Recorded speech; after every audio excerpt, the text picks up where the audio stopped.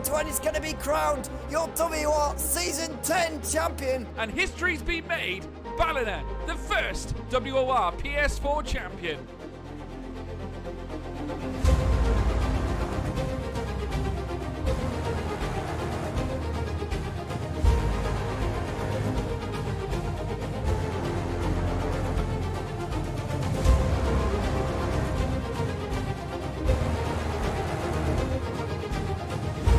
What a championship, what a season.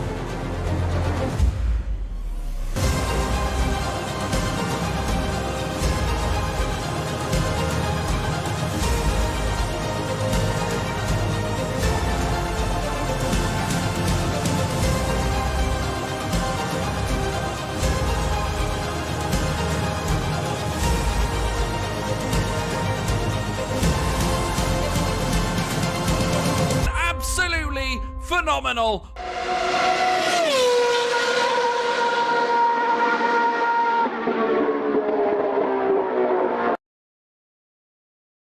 Good evening, ladies and gentlemen. Welcome on this very fine Sunday evening here. We are back. WOR, World Online Racing, back on your screens for the very first time on PC officially. And I'm not alone. George Morgan here, George Morgan TV, alongside, you guessed it, the Scotsman, Ginger Andy. Welcome back, Andy. Great to be here, George. Really looking forward to it. A brand new season. WOR finally kicks off properly on PC. We've had all the social races, we've had all the fun, all the excitement, and now it's all building and it's about to all kick off here in Bahrain with the opening race of the season. I'm buzzing, you're buzzing, the drivers are buzzing. It's going to be a cracker. Oh, it certainly is. It's going to be absolutely special. Some of the names we've got littered across this grid are absolutely unbelievable. Obviously, we've got some of the esports professionals, but also some of the hottest up-and-coming drivers you have ever seen in Formula One. And certainly, WOR has a lot to be excited about right now. Very first time on the PC platform in its history. Of course, a mighty season we've got ahead, folks. It all starts here tonight at the Sakhir International Circuit at Bahrain. And I have to say, just looking at some of these names, Andy, we've got the regulars of Alvaro Carreton, of course, donning the Williams car once again. Josh Idowu, also known as a Veloce team member for McLaren. And then further down, you've got the likes of Valentin Bruffair and also the likes of Jake Benham. Those sorts of drivers who have recently been signed to Veloce as well. You've just a very sparse array of talent across the grid. No, it's brilliant, George. It is. I'm really looking forward to it. I mean, how will it pan out? Will it be the likes of Josh Idowu, who we've known for a while, Alvaro Carreton, that we've known for a while in the esports scene? Or will it be these up-and-coming youngsters, the likes of Jake Benham, as you say, that will go on and show their true performance this season? I'm looking forward to it. You know, I say it all the time. The early few races will give us a really good idea of where we are in terms of a championship, who's looking strong, who's not on this new game. We've had the pre-season races. Jake Benham's really impressed us, hasn't he? So yeah, I'm really looking forward to it, George. Such great talent, and we're in for a fantastic opening race. I just can't wait to get going, George. And we've also got full qualifying as well, don't we? Oh, we certainly do. And this is why we're starting at 7 o'clock, folks. Obviously, recently in the exhibitions or the socials that we've done lately, obviously we've been starting at 8 o'clock, allowing for the short qualifying process. But this time, we're going full quali. And this is the great thing about full quali, of course. It's so unknown as to what we could expect from a lot of these drivers. But remember, there are quite a few quick names that we saw really shining a light in the early stages of WOR. The likes of Jake Benham, Samuel Bino, one of the interesting ones who is in tonight, of course, driving for Alfa Romeo alongside Thyman Shooter. And he looked like a really strong candidate for this championship. He's moved over from Xbox over to the PC platform, and he looks absolutely formidable out on track. Yeah, it does. He really is in some form, and he'll be looking to hit the ground running here again in Bahrain in the opening race, George. But there's just so much talent out there. There really is, and I just want to see them get on out in the racetrack and see who's on top as well. And this qualifying format too, I love it. It's just so realistic. It's just like real life, isn't it? And you know, the drivers are going to be under so much pressure. Q1 out the garage. You know, you have got to nail your laps. You've got to get it right. Otherwise, you could compromise your whole weekend straight away. So yeah, it's really going to be exciting, George. It's brilliant. I'm buzzing. I'm just so excited. It's finally here. The season starts, and it's going to be epic. Yeah, and let's go through some of the names that we have got in this division. Certainly, it's a pleasure to have all these drivers here with us, and it never ceases to amaze folks. It never does. We're so lucky, in fact, to have this contingent or squad of drivers for this season. Let's go through them. Thyman Shooter and Samuel Bean, both driving for Alfa Romeo. Dario Yamulo, Joe Hannon, both driving for AlphaTauri. Patrick Saipos and Chana Kinchi for Alpine. Shanaka Clay and Antoine Desalewski for Aston Martin. Not forgetting Ruben Vallejo and Louis Welch for Ferrari. Looking further down, you got Mattis van Erven and Samuel Lebert for Haas, as well as Barry Burremand and Josh Idawu for McLaren. Also looking down, Jake Benham and Valentin Bruffair for Mercedes, both of them recent Veloce signings. Liam Parnell and John Evans, both driving for Red Bull. Not forgetting, we have Yari Fitz, Felipe Souza, Thomas Harvey, Lenny Papinta, Sam McBride, Ulas Zilderim, as well as Andreas Dormeyer, Arnaud Molina, Alvaro Caraton driving for Williams, and Oscar Marino driving for Williams as well. The guys previous reserving in this season's championship. We've got a phenomenal lineup, folks. I want to hear from you with regards to tonight's race. Who do you expect to really kick things up a notch heading into this new fantastic season? I have to say, our minds are going to be utterly blown, and I really cannot wait to see it. Any predictions from your side, Andy? Yeah. I've got one prediction, and it's going to be fierce. It's going to be exciting. It's going to be close. It's going to be hotly contested. Who's going to win it? I've got no idea. I'm not sticking my neck out there and saying who I think will win. But I am looking out to see how Jake Benham gets on tonight. I think this guy really is the real deal. I do. And I think he's got a chance to win tonight. I'm not going to go out there and say he will, because there's such talent in this grid. I mean, look at Ruben Vallejo recently as well. We saw in one of the social races in Brazil how well he performed there. So, look, anybody can win this race, George, if they're on form. And of course, starting in P11 too, that strategy outside the top 10, that could be a factor as well. We saw it. It was a factor when Smasher won in the social races. He didn't win. He spun on the last lap when he was going to win. So that could be a big factor too, George. So I'm not going to make any predictions. I'm going to leave that to the guys in the chat. And already we've got James Locker saying he's going for the Jake Benham win. So yeah, let us know, folks. We're all interested to hear what you guys think in the chat as well, and who you think is going to win. But I'm sitting on the fence, George. I've got to say that. I'm not sure. I've never known a Scotsman to sit on the fence. That is absolutely shocking, I have to say. Call yourself a Scotsman, Andy. Looking further down, though, have a look at some of these guys across the grid. We got Lefted going for a Johnny Evans or Antoine Desalewski approach. Fraudy B will win, according to Jacob Schofield. No doubt that is Jake Benham that he is certainly referring to. Connor Muir win from Alex Dagu. Jake or Antoine for pole, says Jess Games. Looking further down, we've got John X4K is going to smack everyone, says WOR Connor. That, of course, being Johnny Evans as well. Further down, you've got James Locker, as you said. So rightly, Andy, going for Jake Benham as well. Bonjour, parlez-vous français, says Rosie. Something in French. My French isn't that brilliant. Looking further down, I'm in Northern Ireland right now, Takeo. Is it too Protestant for your linking left-in, says Rosie. I tell you what, the chat is lit up with lots of comments here, folks, which is great to see. Please hit us up, folks. We want to hear more from you, obviously, and we want to see you active on Twitter as well. Be sure to check me out as well at George Morgan TV. You can also check out Ginger Andy. Our tags are just below. You can see them below our webcam boxes. You got Ginger Andy F1 right under Andy's face as well, and mine as well. The slightly more attractive one down below as well. Looking further down. I don't think he got that, folks. But yes, WR League, that's also a place for you to go. You can check out the socials for World Online Racing and stay up to date with all things WOR. Naturally now, though, we can talk a little bit about the track. The sandy circuit of Sakir. We did visit this track previously in pre-season, Andy, and as you alluded to, CRG Smasher had his comeuppance after looking for a surefire victory. But this track, ever so dangerous, and I gotta say, we need to speak about that very, very difficult, tricky turn 10. Yeah, George, just getting it up right now. Turn 10, yeah. The turn 9-10 section. It is possibly, George, one of the hardest sections on the entire Formula One calendar. You almost every time lock the left front up without even trying to. It's so difficult to get the car slowed down and get the exit coming out of there. Probably one of the trickiest on the calendar. Even turn 8 before that, the first hairpin that you approach before that turn 9 and 10 section, easy to lock up, run wide and ruin your lap time. But it is a racetrack that has slow corners, and it has got high-speed corners through turns 5, 6 and 7 that really do separate the men from the boys, and it's got long straights down into turn 1, up towards turn 4, and between turn 13 and 14 as well. So plenty of slipstreaming, plenty of opportunities to overtake, and it does provide a good race under the lights. So I'm looking forward to it, and as we've mentioned already with Smasher, it's a track where you can have varying strategies as well. So it's got everything, all the ingredients you could possibly want for an exciting and explosive opening race, George. It certainly does, and no doubt we're going to certainly see one of those, and we can actually cross over to Sakia to see live images from the circuit, at least as we see it. There you can see all the cars currently in their garage, a few already moving on to the intermediate tyres, Andy. Now, we saw this a little bit in pre-season, we saw it last season, certainly in leagues such as PSGL. Lots of drivers on the PC platform opting to go out on a set of wet weather tyres, obviously to save a set heading into the latter stages of qualifying and for the race as well. HX4K just leaving his pit box there, that of course being John Evans in the Red Bull, opting for a lap on the intermediate tyres. The big question is, will he make it round? We all know a little bit about HX4K, but at the same time, it's a strategy that we've seen quite used adeptly by a lot of the drivers, Andy.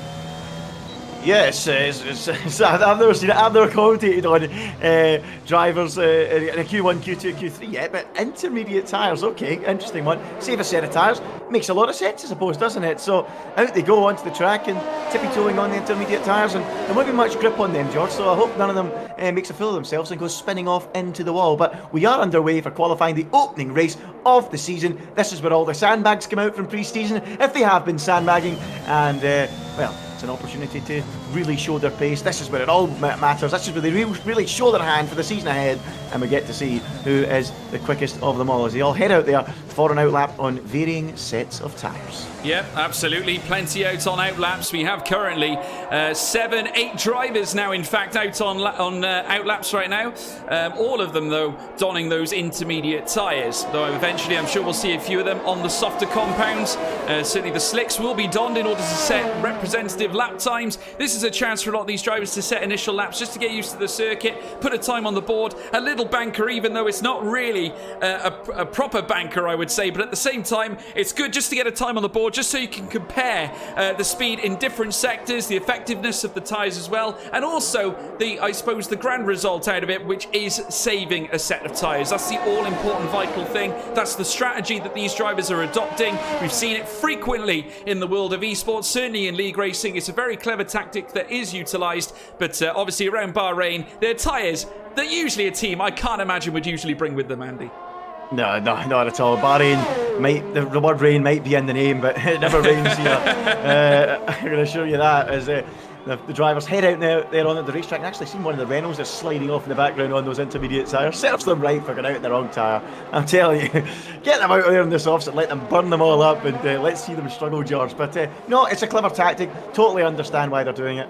And yeah, let's see how it all pans out as we get underway for qualifying. George, I'm just going to nip away for 2 seconds. I'm just going to grab the controller because, as some of you might be aware, I dropped a full pint of beer on my keyboard recently, and a few of the keys are a bit sticky, and I'm having a few issues getting some of the graphics up. So I'll be back in a moment, George. Not a problem. Andy will just be stepping away to revise his technical side, but as now we're watching Samuel Bean, he is out on soft, so he'll be the first to set an initial lap, takes an adventurous line across the circuit. That's in between what looks to be turns 5 and 7, and now venturing down towards turn 8 in the Alfa Romeo. Samuel Bean, who very much excited many in off-season, definitely looked like one of the quicker drivers in this contingent. But you've got to do it on the night, certainly. And with Q1, Q2 and Q3 ahead, it offers a very different contrasting approach to what we've seen in the pre-season races. Naturally, it's a different quali system. We're not going the short way around this time. We're going for a long-ended approach, obviously, Q1, Q2, Q3, to eventually arrive at the race. As we're now watching Samuel Bean now make his way down towards turn 11.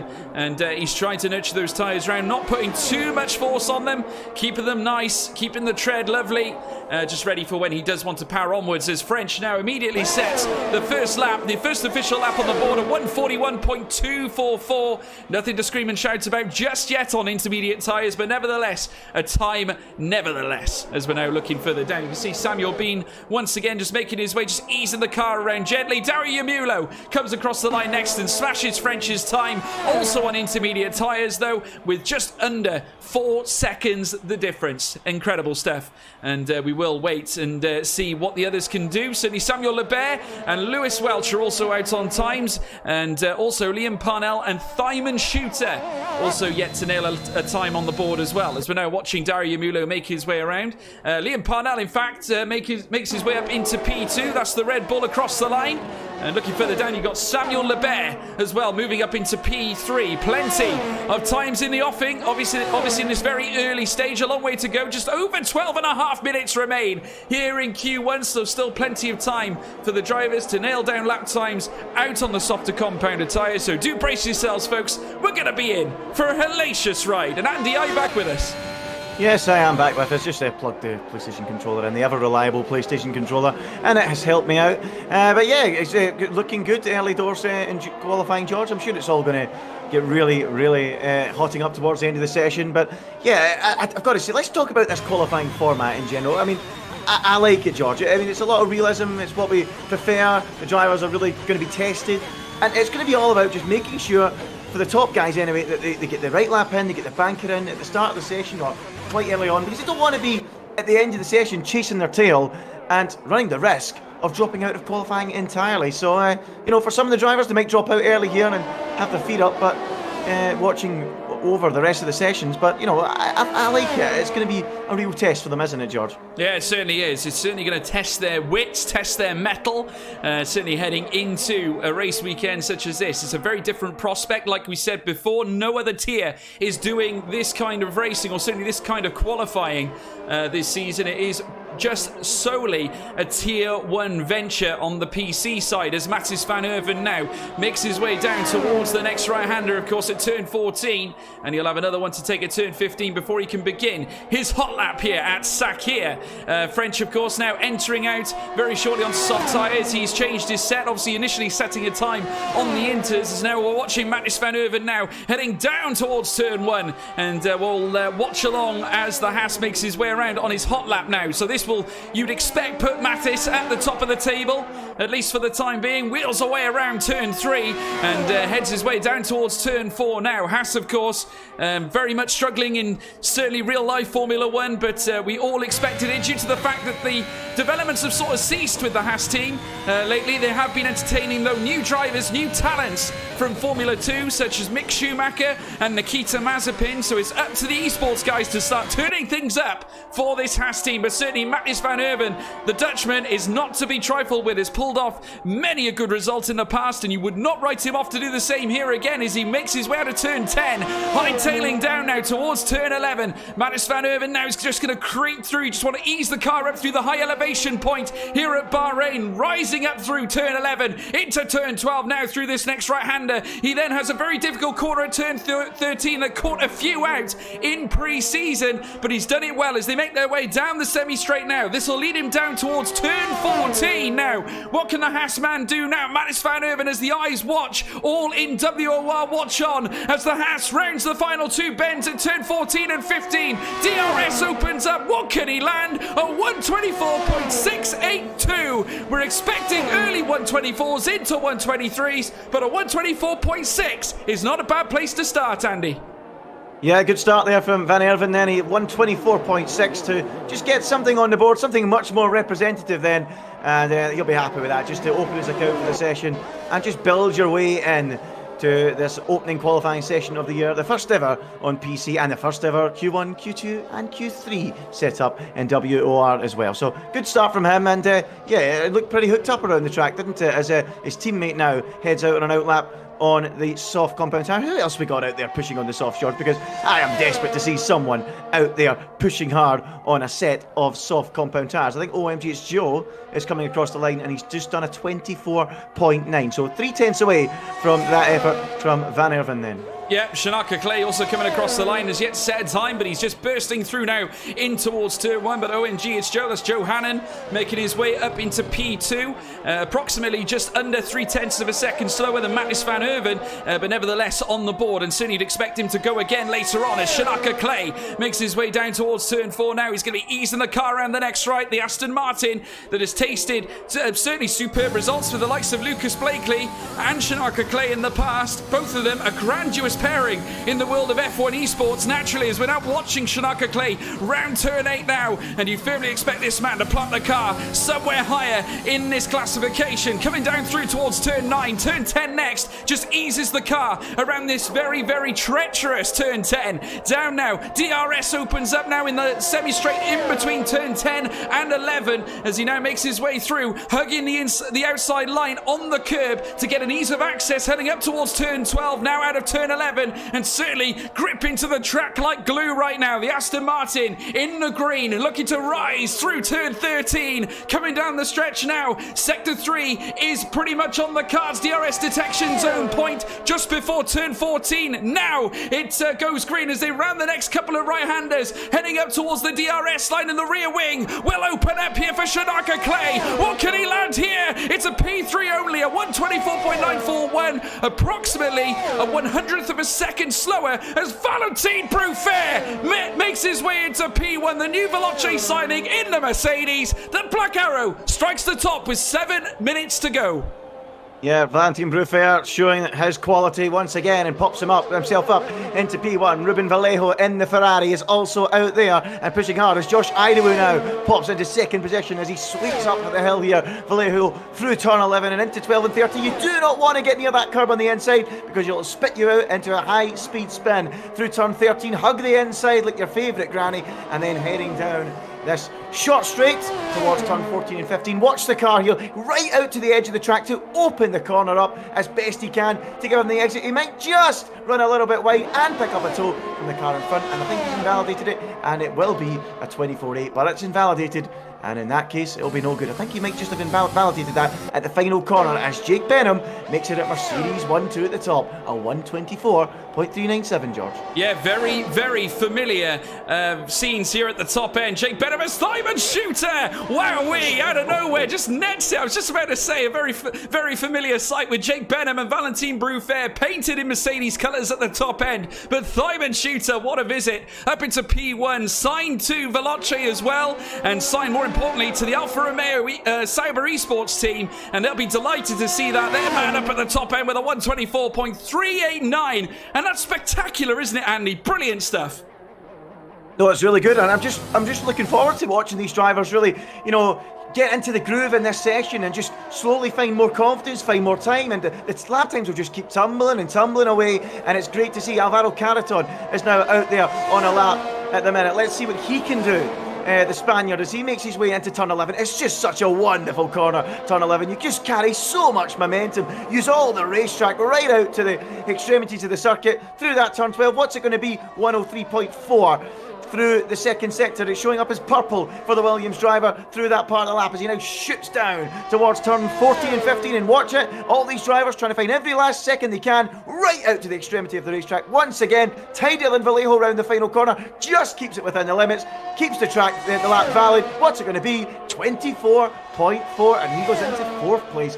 Very, very close at the top of the standings. It certainly is, getting very close indeed. Just look at it in the top 4, and in fact you could stretch it out to the top 5, all pretty much within 0.2 of a second, pretty much within 1/10 of a second in fact, or 1/10.5, 2/10. Absolutely sensational viewing, to say the least. Carreton will be delighted with that start. Still plenty of drivers out on laps as well. Dario Yamulo out and about too. Oscar Marino out on track as well after setting a P7 time. Patrick Saipos, who impressed many in pre-season as well, of course signed to Alpine as well to join Nicolas Longue and of course Fabrizio Donoso, but this kid has got a lot of talent. Certainly Patrick Saipos with a lot of potential as an esports driver, beat some of the best in the world in PSGL off-season as well, getting pole position in the esports invitational at the British Grand Prix, which was absolutely sensational. Currently with a 124.588 to his name, and that means that he's only around 0.2 of a second off the top end pace as he makes his way into the pit pit lane. It all is brewing into an absolutely tantalizing grand finale. I want to hear your responses in the live chat, folks. Who's getting relegated in Q1? Answers on a postcard, please. Yeah, well, I tell you what, George, I'm just having a look at the order right now, and I said this at the top of the session, you don't want to be in this kind of position, and that's the kind of position that Ruben Vallejo and Chana Kinchi are in. No lap time on the board, no reference, no banker, and now they are under serious pressure at the end of their session. You know, it's all about your mind games now. How is your mind? How do you think? And what will you be thinking? Will they now be thinking, oh, if I make a mistake here, I'm out. I can't go wide anywhere. I can't invalidate. It's all about being headstrong now. How is your mental capacity and going to be, and how are you going to deal with that in qualifying? Because that could ruin their entire weekend already before we've even got to the Grand Prix. So massive pressure already on the likes of Vallejo and Chana Kinchi. Yeah, well, I got to say props to Team Veloce right now. Simon Shooter, Jake Benham, Valentine Brufair, all owning the top 3 spots. Don't forget Josh Idawu in P5. I tell you what, Veloce are in very good company right now as we're now watching HX4K make his way down towards turn 1. Very vital. He sets a good time on the board now on the soft tyres. It's never been more important until right now. A lot of cars now bailing out of the pit lane. You can see them all literally dropping off. Shanaka Clay also out and about as well, making his way up towards turn 11 and rising up through the bends. Now the top 4 have all retired from the session. They're all content with what they've set, and I'm not surprised at all. Certainly early 124s are the place to be. Certainly heading into Q2 and Q3, you'd expect to see maybe 1 or 2 123s to come in. If you do a 123, you're pretty safe, that's for sure. As we're now watching Shanaka Clay come down towards the final couple of bends here on this lap. He's going to be coming into the box very, very shortly, and he's going to need to do it quickly if he wants to set another lap, I'm sure. The time is saying a 3:24, but I can assure you that is not what it is. It's a 1:24.941. Shanaka Clay, he might be out. I've got to say, he's got to go around now. He hasn't really got a choice in the matter, I don't think, Andy. He's got to go now. Yeah, he does. I'm just looking at Hawk at the minute. He's just found a little bit of time. Is he going to be able to get himself up and out of the bottom 5? Let's see what Hawk can do in that Red Bull as he dances towards the final couple of corners. Has he deliberately given himself enough time to do 2 laps just in case the first one isn't quick enough? Oh, the rear end squirreling there for Hawk as he heads for the line. Is it going to be enough to improve? 5th fastest, a 1:24.5, and that should be a sigh of relief for him. Yeah, absolutely. Pressure's off Johnny Evans, at least for now. He stays up into P5, but naturally, how long can it last? That's the big question. There's a lot of times that's still yet to come in. Mattis van Erven is out on track as well. Louis Welch is also out and about too. Plenty of drivers looking to make a change up in this classification. French is out on track too. Plenty of top-end drivers looking to make a name for themselves. Further down, you can see there Shanaka Clay also looking to try desperately to get out of Q1 as well. Plenty of cars out on the circuit. Just look at it, a tantalising affair at the end of Q1 as we're now watching the Aston Martin come around the final couple of bends. What can Shanaka do as they come around the last couple of bends? Now the Aston Martin with the DRS opened up. Shanaka Clay is all on the line. P13 is all he can muster. Danger, danger, danger for Shanaka Clay. Not the place he wanted to be, Andy.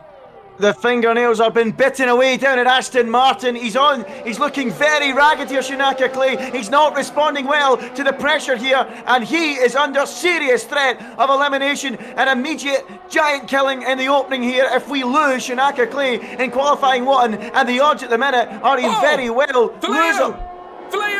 Vallejo's out, he spun it, heading out of turn 13, he clipped the curb, sent it to oversteer, and landed it straight into the wall. Absolutely horrific scenes. The tyres are off, the suspension snapped, totally snapped, the car is out. Ferrari are without a driver, heading into Q2, all hopes rest on Louis Welch. That is not a good way to end, certainly for them. Plenty of cars out on track. Patrick Saipos making his way down to the final couple of bends. Mattis van Erven out on track 2. Samuel Bean, who's right on the cusp, making his way across the DRS line, opens it up. He lands a P5. He's safe, moving himself up as well. And Patrick Saipos can't improve. Looking further down, no change at the top. Liam Parnell is up into P5 as well. French up into P8 currently. Amazing stuff at the end of this session. But the big story is Vallejo out, Chana Kinchi out. Shanaka Clay is right on the bubble, but he stays in.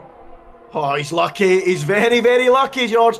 I think Felipe Sousa was in a really decent lap, and his final sector was really poor. And I was certain he was going to jump ahead, but he didn't quite manage it. And in the end, it's Sousa, OMGS Joe, Libre, Vallejo, and Shanakinshi out in qualifying. A couple of surprises in there. And surprising to see Shinaka Clay just bundling over the line. Incredible.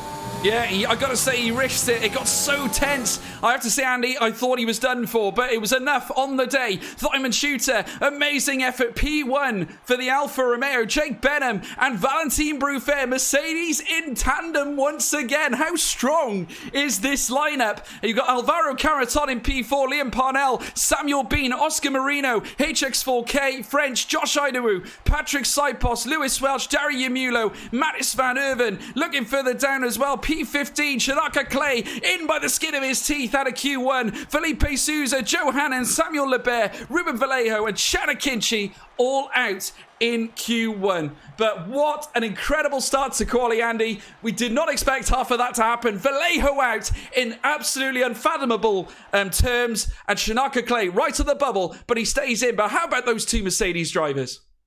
Well, I mean, that's the big story, isn't it? Those guys up front, they're looking very, very strong. But definitely, down the other end, I mean, I'm shocked at Vallejo. He just didn't get the lap together. What is going on? What's happened? He was so quick in Brazil in pre-season, and today, just off the ball completely. Shinaka Clay too. He'll be rubbing the sweat from his brow. I'm telling you, how has he made it through? I thought he was a goner, George. A certain goner with that P13 lap time. But he's just got through with the skin of his teeth, and he's got a second lifeline, and he'll need to up his game, otherwise he's definitely going to head out in Q2. But wow, what a session. And yeah, a few shocks in there. Shanakinshi as well, not getting the lap together as well. So yeah, a couple of surprises in there. And Shinaka Clay, wow, he's going to have to find some time to improve, because surely he's quicker than that. But we know he's quicker than that. We certainly do. We know certainly his pace. He's definitely a lot better than what he's showing. It might be the case that maybe he's just easing himself into Q1. This might be just a little moment, certainly, for Shinaka Clay. But we'll have to wait and see. Obviously, folks, still a long way to go in the context of qualifying. But just want to say as well, folks, a massive thank you to everyone watching the stream tonight. We're already seeing some incredible viewer numbers. I want to certainly know what you guys are thinking. Did Q1 go to your expectations? Were there a few surprises? What were your thoughts? We will obviously read out the comments as we go through, but thank you all for all your support. Please make sure, if you haven't done so already, to leave a like and also subscribe to the YouTube channel. Stay updated with everything going on at WOR, and also make sure you're up to date as to when WOR goes live on this YouTube channel. But Andy, obviously Q1, very sensational scenes, but naturally now with the fact that the tyre strategies come into play now in Q2, this is a more spicy affair. Yeah, I'm really looking forward to this, and already it looks like they've got a few guys on the medium tyres. They're all in the pits at the minute, but I can see that they've fitted those tyres, and we've got Van Erven, Idaho, Liam Parnell and Simon Shooter all on medium tyres in the pits. Whether they go out and do a lap and end up qualifying on those, it remains to be seen. But yeah, it's going to be very interesting to see, because we know, George, from what we've seen in the first race here in Bahrain in pre-season, that strategy can work. It can be the better one to go on. So will it be mediums to hard, or will drivers go for the soft to ensure they get through? Because the field is so close. Going on the mediums might not get you through, but in the end, it might not matter, George. Starting 11th can still win you the race. It could still do. Just to say, Shinaka Clay has obviously taken a review of Q1. He's decided to improve aerodynamics by removing his helmet out on track here. So interesting strategy there from that might wake him up. Shinaka Clay. It certainly will, making his way into the pit lane. Interesting stuff from Aston Martin. They do say taking stuff off the car does make it faster, so who knows? Maybe that's the strategy here. His teammate French is making his way around the circuit as well, and very shortly he'll be heading out of turn 1 into turn 2 and 3, and I'm sure that he'll be looking to certainly land an improved lap time and at least get himself into the top 10. That is, of course, the goal in this portion of qualifying. This is where things start to get very tense, because you've got a war on two fronts. Not only have you got to ensure that you get into Q3, but it also matters on what tyres you want to start on in the race as well. So it may, well, certainly may seem that a few drivers may opt to go to the mediums. Maybe they'll try and look to get that vital, or that very well nurtured, I suppose, well, the position that many want, in certainly terms of the alternate strategy, to land that P11. Some people like to use that, Andy, and I know we've seen it a few times in the past at Bahrain. They like to take the alternate strategy and be slightly more aggressive at the end of the race. Yeah, absolutely. So, I mean, it's just going to be interesting to see how what everyone decides to do, George. I'm looking forward to it. It looks like already Hawk is committing to softs because he's gone straight out there and he's gone and fired in a purple first sector. So, I mean, it looks like he's committing to those unless he bails out and pits at the very last minute. Another tactic we sometimes see, George, is drivers trying to almost bait others out onto the soft compound tyre. You know, and then they bail out last minute and go in the pits and stick a set of mediums on. So sometimes it can be a little bit of chess against the other drivers in that sense as well. But, you know, we'll have to wait and see. But Hawk at the minute, not as if he's not looking like he's taking the exact line, but French pops in a 24.9 and immediately beating that in the mediums is going to be a tall order. So that looks to me like he's committing to a set of soft tyres. And the more drivers commit to the softs, the harder it will be for those on mediums to get into Q3. Yeah, already the early punches being shown here. Certainly French getting the timings underway with a 124.967. HX4K is going to look to do the same as he rounds the final couple of bends now to turn 14 and 15. The Red Bull now giving him wings as he makes his way across the DRS line. He's not opening it up. Not this time, he says. Crossing the line. Obviously an invalidation. He only set a 126 on that actual lap, so he's going to go again, that's for sure. Looking further down, Liam Parnell.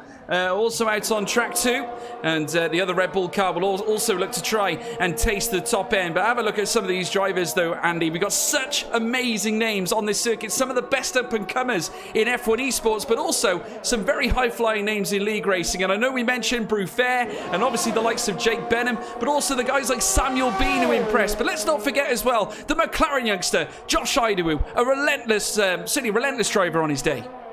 Yeah, he's brilliant. I mean, I've had numerous occasions commentating on Josh Idawu and Joe Hannon as well. Actually, I've known them for a long time, and of course, Joe got knocked out in Q1, and you know, I've watched some great battles between those two down the years. I mean, it is such a star-studded grid, George. That's the two words, star-studded, and there's so many great names in here, and.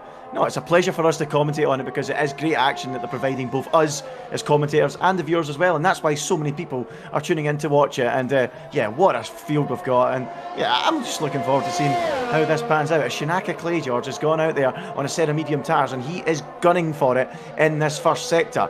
But let's see how quick it is. I mean, is it a possibility that some of these drivers will do a lap on mediums, see where they're at, and then decide at the end of the session if they want to go out on a set of softs? It's going to be very interesting to see what they decide to do. So, I mean, I suppose that's maybe the best thing to do, isn't it? Go out the mediums, see what the time's like, see what everybody else is doing, and if you don't like the grid position, stick a set of softs on it. But yeah, it'll be interesting to see as Shinaka makes his way through that tricky turn 10, rear end sliding a little bit there.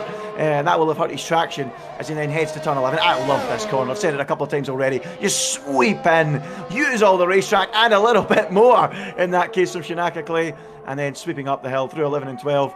And absolutely flying, 104.5 up till now. Let's see how he ends the lap and see what kind of time it is, George, and see how competitive it looks for him. Of course, he just scraped through in qualifying 1, 15th on the board, something we did not expect, as he now rounds that final corner, rear end sliding again, keep it just within track limits, and then head for the line. What's Shinaka Clay going to do? So 125.6, nothing too spectacular from him. Will we see those guys stick a set of softs on at the end? We'll have to wait and see. I think I'd imagine they will. Valentin Brufair doing a very similar thing, landing the medium tyre, as well as Josh Idawu as well. All of them in the 125s, but we did see before that you need to be in the 124s in order to pursue to Q3. So for sure, I would imagine they will box for the softer tyre. Louis Welch as well, out on softs, making his way across the DRS line. He opens it up, heads across the line. The Ferrari does not set a time just yet. It's an invalidation. He's going to be making his way down to turn 1. He will have to go again. Thyman Shooter makes his way up into P6, beats ahead of Magnus Van Erven, gets himself up into P6 with a 125.670, also on the medium tyres as well.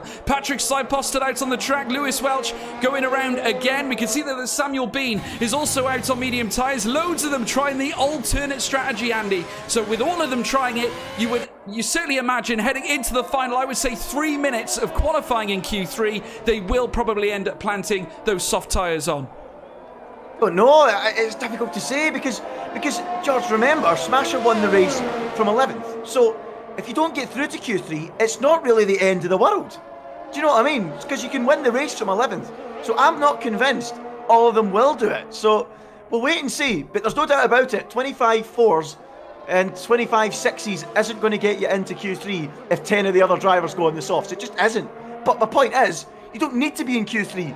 It's about the race at the end of the day. no points for qualifying. So what's wrong with starting 11th? No, that's What's wrong with it? No, that's very true. I mean? I think it's a very good point. But I think, do you know what I think the really interesting team dynamic will be is between Jake Benham and Valentin Bruffair, because they're both on medium tyres, so they might choose to switch things up.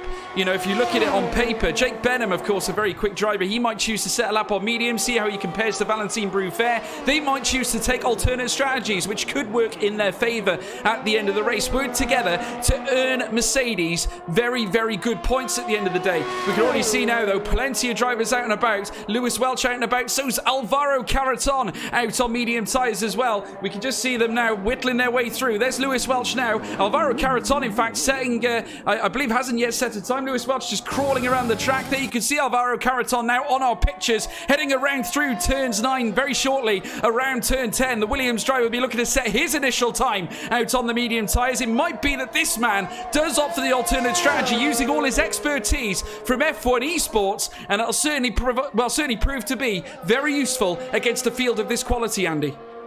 Yeah, absolutely. I mean, we're calling it the alternate strategy. It might be that the softs is the alternate strategy.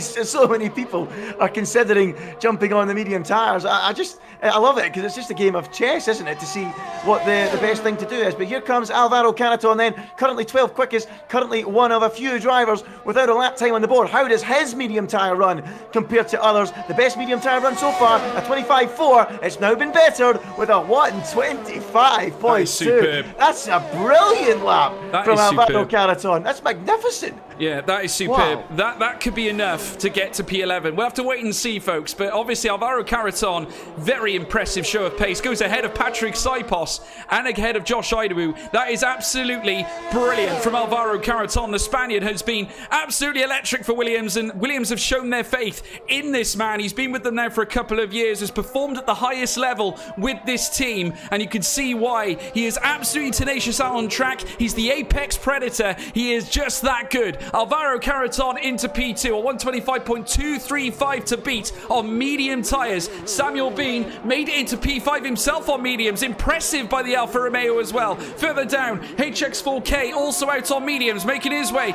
down the stretch as well. What's he going to land as he makes his way around towards turn 4? You've got Jake Benham, who has yet to set a lap time. Now that's interesting, and he's yet to leave the pit lane. He's only going to have one chance to set a lap time here, as well as Lewis Welch, Liam Parnell, and HX4K.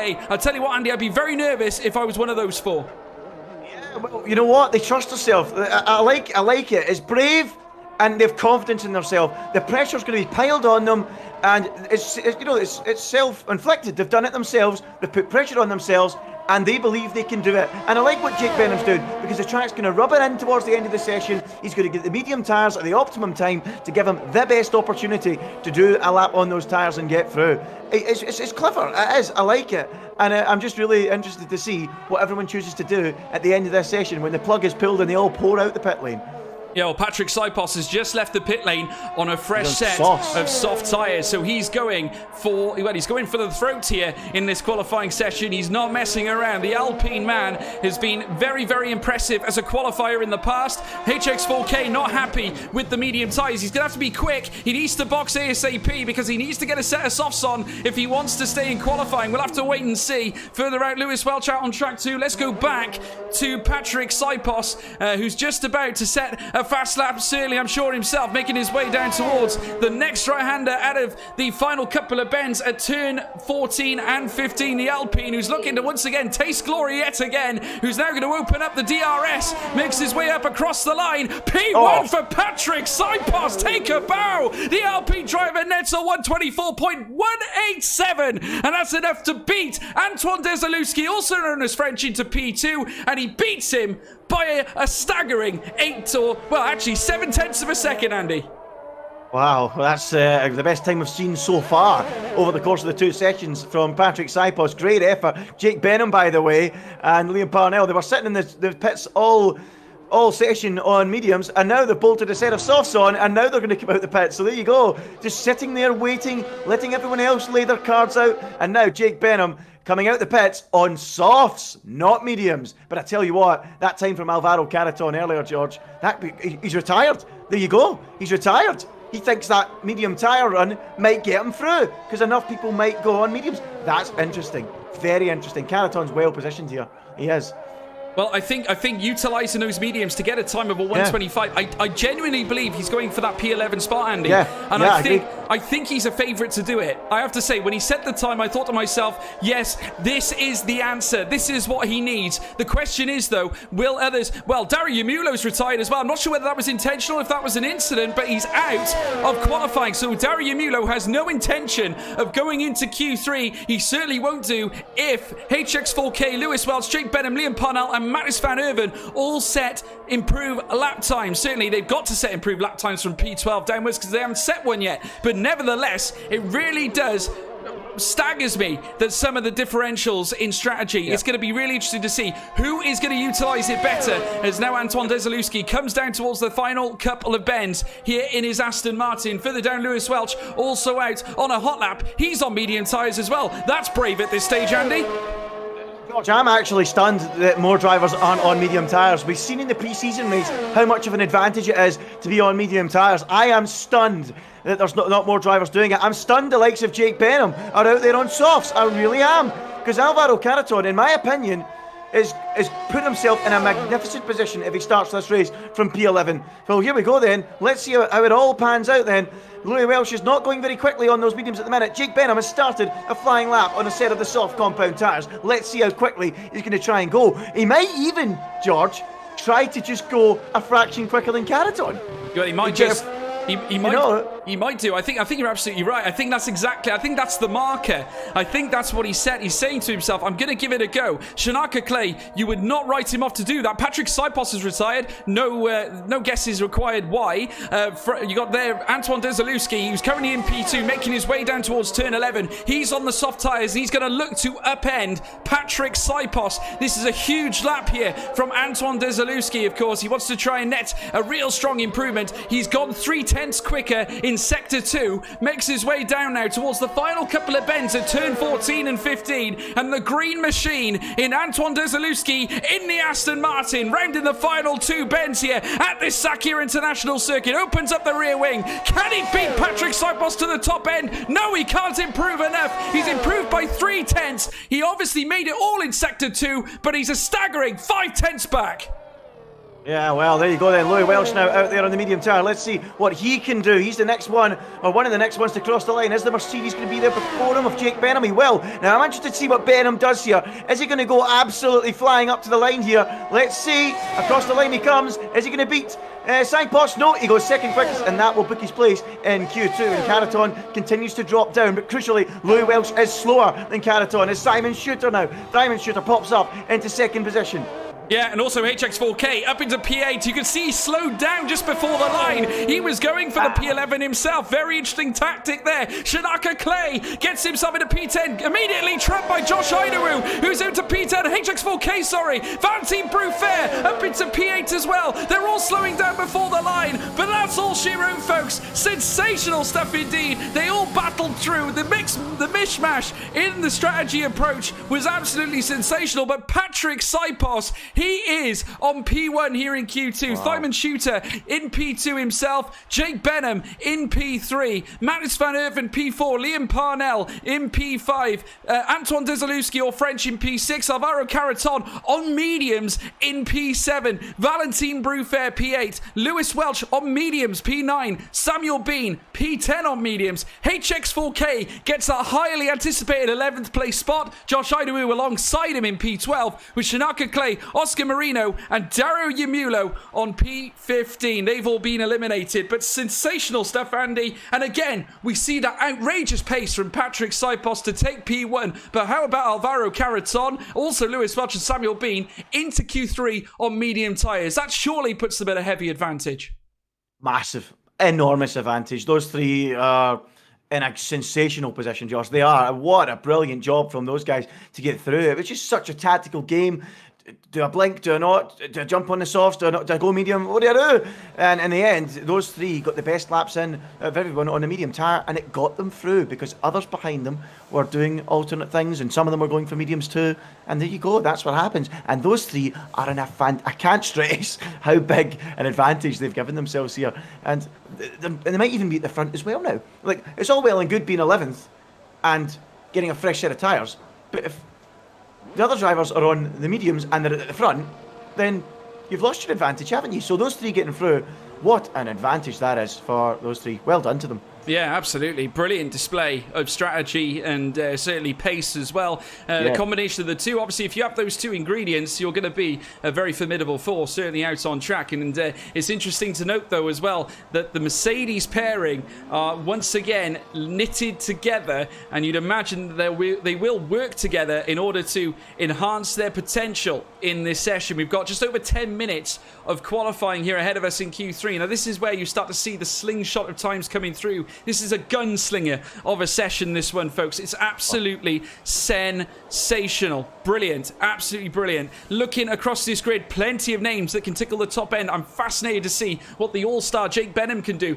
Can he hold off the relentless force that is Alvaro Carreton, who surely, without a shadow of a doubt, is going to be doing his darndest to try and net a top position. Imagine if Carreton gets P1 and starts on the mediums, Andy. That would be absolutely sensational, wouldn't it? Look, George, it's entirely possible. It is entirely possible. Look, in my opinion, anywhere in the top 5, if you're anywhere in the top 5 and you're starting on mediums, you've got a huge advantage. I mean, this is an incredible job from the likes of him and Louis Welsh. It's incredible, and Samuel Bean. What a fantastic job it is. I mean, they've got such an advantage. I'm really looking forward to this. I'm interested to hear what everyone in the chat thinks. What will be the pole time and who will be setting the pole time? Do you think we might dip into the 23s? I think there's a possibility we might just, George. Really looking forward to it. Carreton looks strong. Both Mercedes look strong. Patrick Saipos looks really strong. Go on, George. Who's going to get pole? Well, I have to say, I got a little bit of hope spread upon this man. Certainly Jake Benham, who has been absolutely outstanding in pre-season and a relentless figure. And Veloce have shown their faith in him for a reason, much like Valentin Bruffair. But don't write off Carreton. He, of course, esports driver, esports royalty here at WOR. And we'll have to keep an eye and see what he does in this session. Thyman Shooter has proven to be quick in the prior 2 sessions. Patrick Saipos, new acquisition for Alpine, has certainly proven to be a very, very formidable qualifier as well. But just want to say a massive thank you to everybody. We hit 200 live viewers at one time on this broadcast. Absolutely sensational, and certainly one of the higher viewer counts we have ever seen here at WOR. So I want to thank each and every one of you personally for all your support. Please ensure that you leave a like and subscribe. But without any further ado, let's get into the harem scarum, that of being Q3 qualifying, Andy. Oh, this is it. This is where they really show what they're made of, really show their true pace, George. And I'm really looking forward to it. Valentin Bruffair is out there pushing hard already. 103.396 through the middle sector. The Mercedes engine singing as he makes his way down the back straight. This is where qualifying comes to crescendo. This is where we really get to see the top drivers going as fast as they can. Valentin Bruffair heading for the line. The opening time of the session, a 124.302. We have seen faster, and Parnell pops in with a 24.9. Nothing too spectacular from him there, but we've seen faster, and I'm sure we will see faster over the course of the session. Yeah, the other Mercedes engine, or the other Mercedes driver, Jake Benham, certainly himself will look to taste top-end glory as well. He'll be looking at that P1, certainly, and I have to say, a man of this, certainly a lad of his talents, he's got lots of ability, lots of potential. Can he unlock it here tonight in the WOR Bahrain Grand Prix, rising up through turn 11 into turn 12 very soon, around that mischievous turn 13 that has claimed many a car, and we saw it earlier on in qualifying as well, where Ruben Vallejo spun off in his Ferrari and unfortunately landed in obscurity, suspension damaged, all of it broken, as Patrick Saipos lands himself into P2 as well. Can Jake Benham follow suit as Samuel Bean moves up to P3? DRS open for Jake Benham. He moves across the line in validation, I think, but that was a 124.192. That was enough for pole position, at least for now, Andy. Yeah, he goes, it would have been, but it's not worked out. Louis Welsh is out there, 103.8. He's not going very quickly through the middle sector. That's a good half second down, roughly, on what we've seen from Valentin Bruffair. So he should be ahead of Liam Parnell, maybe, but it's only going to be 4th quickest at the minute. So we'll shuffle backwards and see if we can pick up Thyman Shooter. Let's see what he can do in the Alfa Romeo. He's purple, apparently, through the middle sector. Louis Welsh does do a 124.8. So here comes Thyman Shooter. Is he going to shoot to the top of the timesheets here in Bahrain? in the opening run in qualifying. Up to the line, watch the clock, 1:24.2. Diamond Shooter shoots to the top of the times with 6.5 minutes to go in Q3. Sensational from Diamond Shooter. First blood goes to him in the first rollouts of qualifying, but there's still 3 more to cross the line to set their laps. Alvaro Caraton being one of them. This man, the all-star Jake Benham, also being one of them too. Rounds through turn 11 himself. Is he going to do enough on this lap? He's going to slow down. This is not going to be a fast lap, certainly for Jake Benham. Alvaro Caraton, what about this man? Certainly the man who qualified on medium tyres to get into this session himself. Imagine what he can do, Andy. He's my man. I'm getting off the fence, George. I think Caraton is going to be the man for pole, and he's purple through the first sector. And the Spaniard is really starting to motor around this Bahrain International Circuit underneath the lights. He's powering up the lights himself around this racetrack. He's on an absolute flyer as he now makes his way into turns 9 and 10. Gets the car turned in on the throttle nice and early. Nailed it through there. Now runs parallel to the pit straight as he now opens up turn 11. Sweeps into that left-hander. Get on the throttle as quickly as you can. Sweep to the left of the racetrack. Open up turn 12. Don't get too close to the curb. And then see what the lap time is. And he's purple once again. 103.2 now through that sector. And he's looking good for the pole position time. I said he would do it. I've got off the fence, George. I hope I'm absolutely right. As Caraton flings it into the final corner. Struggling for grip. The rear didn't want to bite. Has he lost a little bit of time? Caraton for the line. Is it Paul? Of course it is. Caraton 1:24.1, quickest of them all. Provisional pole for the Spaniard. Yeah, over 1/10 of a second for the Apex Predator. Lands Alvaro Caraton onto P1 for Williams, and that's a great place to be. Certainly if you're on medium tyres. Sensational performance in qualifying here from Alvaro Caraton. That's why they signed him all those years ago, and he's proving it here at WOR. Alvaro Caraton on 1:24.137 to beat, and they've got to get into the 1:23s in my opinion if they want to take the food off this man's plate. P1 for the Spaniard, at least for now. Lewis Welch is out on track 2, but we're just waiting in anticipation for more cars to cross the line. It's going to be tasty. I estimate around 2 to 3 minutes to go, and they'll all be back out again looking to try and land P1 glory, Andy. Yeah, they sure will. This is fantastic, George. We just build up through qualifying. That's why I love this format. The drivers just in Q1, they find their way. They find their rhythm. They drop by the wayside. Some of them get surprised. Some of them get shocked and drop out of qualifying. Then in Q2, it's all about the strategy. And then we don't really get to see who's the quickest. But in Q3, they dump the fuel. They go for it full on. And Caraton is proving that he is the cream of the carrot crop. It's fantastic stuff from Caraton, a 24.1. And George, I really do think he's going to be the man to beat. He's been building himself up through qualifying. He raised a few eyebrows in Q2 on that medium tyre, and I think he could be the man to beat. If there's anyone that can stop him, I'm saying Jake Benham. But can he nail the lap? He's young, he's inexperienced, he's under a lot of pressure to get that lap bang and nailed on. If he can do it, I think he could be the man to topple him. Here we go then, round 2, they're pouring out the pits again. Jake Benham certainly is, I think. Yeah, they certainly are. It's the calm before the proverbial storm, ladies and gentlemen. And there's the all-star, Jake Benham, first out. Remember, he is yet to set a time. Neither is French, of course, being Antoine Desalewski for Aston Martin. But here comes Jake Benham, who's just crawling out of the pit lane. In behind, his teammate as well. Certainly Valentin Brufair, I believe that is, following suit in behind. No, it's the Aston Martin, in fact. Just couldn't quite see it. That, of course, being Antoine Desalewski, but now we see Jake Benham rounding turn 1 now, and Antoine is going to be the first to land a time. Those two, the only drivers not yet to set a lap time themselves, so we'll have to wait with bated breath to see what they can do. Patrick Sipos coming out as well. Mattis van Erven, who is also in P7, looking to improve as well. Just look at this grid, absolutely sensational. If you look at the tops, well, the top 5, all of them within half a second. That is absolutely incredible. In fact, within 4/10, it's all going to come down to the wire. This is when they're going to be gunning it good and proper. And the first man that's going to set a time at least is going to be, by my reckoning, Antoine Desalewski. They're all still on outlaps. It's all to play for. Comments in the live chat, please, folks. It's squeaky bum time here in WR qualifying. It's all to play for. I just want to give the viewers a complete, full idea of just how tight this qualifying session is going to be just how closely matched these drivers are. They look for every single inch. I've just been watching Jake Benham rev in first gear. And do you want to know why he's doing that? He's doing that to empty all the fuel he can possibly empty so that he's got just enough for one lap and one hot lap only and no excess fuel. That's why he's doing that, to get every last hundredth and thousandth he can possibly get from his car. That is incredible. That's how closely matched these guys are. It's brilliant. Yeah, absolutely, and it's a tactic that you often see. Certainly the likes of Jarno Opmeer did it very, very well.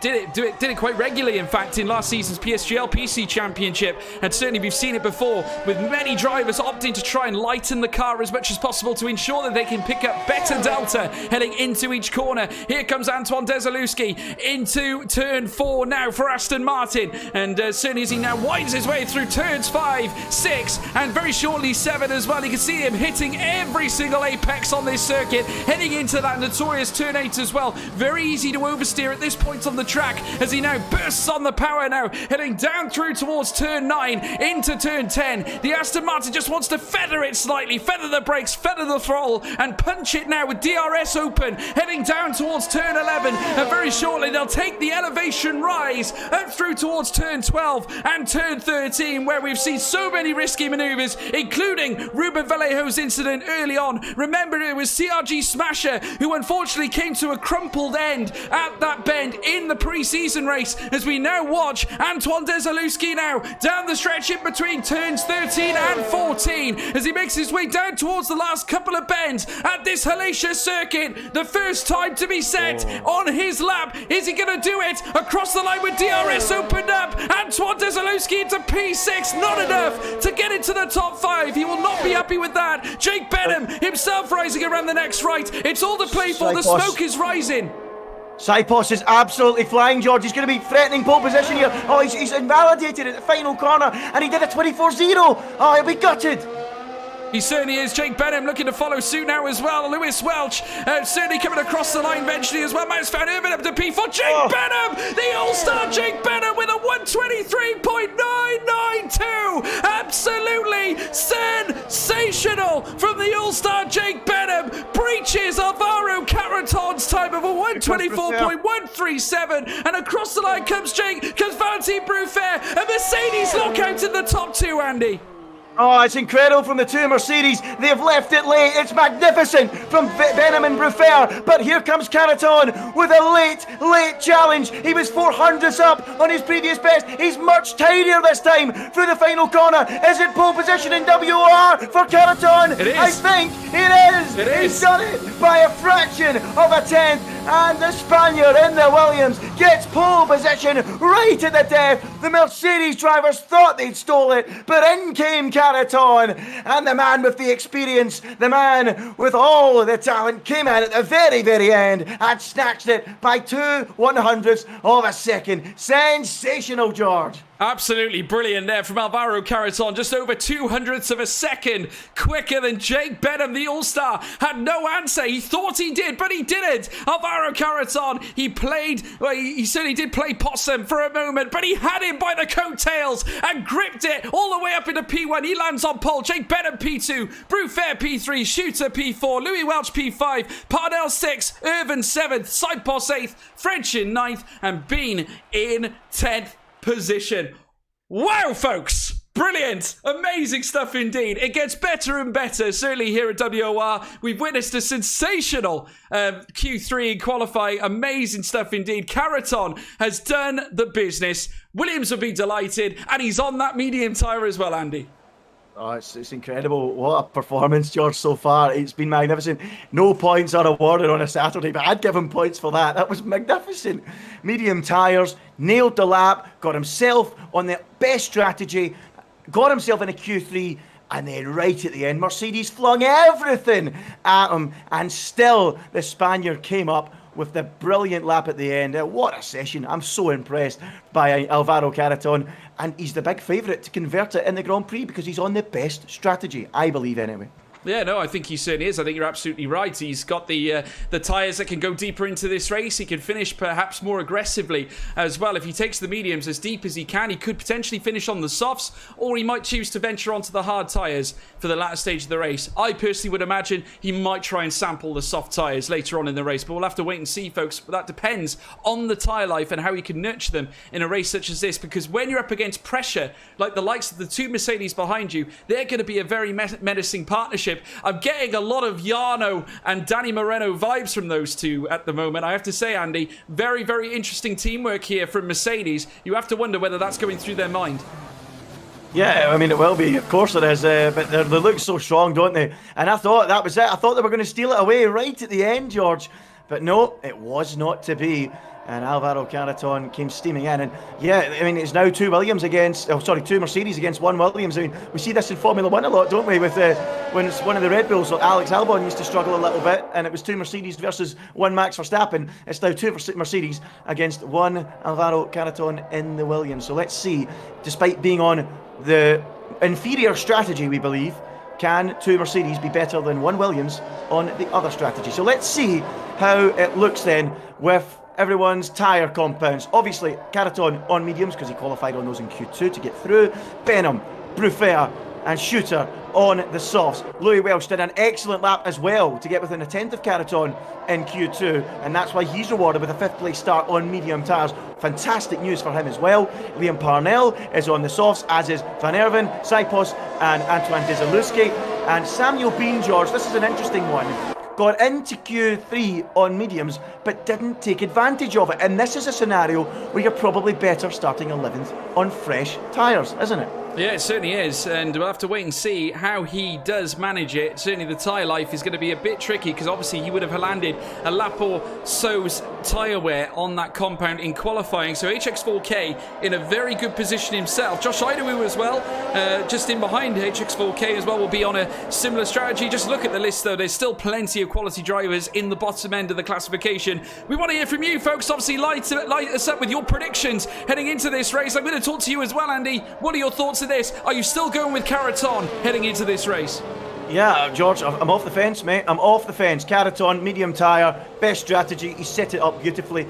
He just needs to convert and drive a clean and tidy race. That's what I think. But there are plenty of talent and quality in this field to deny him. There's two Mercedes against one Williams. Will they try and work together to try and stop Carreton? But I've got to say, George, I think he's the firm favourite for this Grand Prix. But anything can happen in WOR, and it usually does, going by pre-season. It certainly does. We're just waiting now, folks. Please leave a like and subscribe to WOR. Check out the YouTube channel. Check out the socials. We're about to get underway for the first race of the season here at Bahrain. Keep it with us. First light, second light, third light, fourth light, the fifth light. And it's pedal to the metal. Go, go, go, go, go, go, go. And Carreton does not get away very well, but bear in mind he's on mediums. Jake Benham, the All-Star, snipes him out heading into turn one. Thyman Shooter looking to try and get his own way through as well. Might take the line on the outside. Does so on softs. Brilliant from Thyman Shooter. Swallows up Alvaro Carreton. Valentin Bruffert in P4 has a dive down the inside at turn 4 as well. Wowee! Brilliant stuff here from Bruffert. Tries the off for the quicker line, but Alvaro Carreton stern defending. Brilliant defense. Brilliant stuff. As we now watch them hightail down towards turn 8, Andy. Wow! Oh, that's so late from Bruffert, and that stopped Carreton from being able to turn into the corner. And now Louis Welsh, crucially, on medium tyres, is ahead of Carreton. That is absolutely massive for this Grand Prix. That was bold from Bruffert, and Carreton had to shy away from the corner, and he's dropped like a stone down into 5th position, and crucially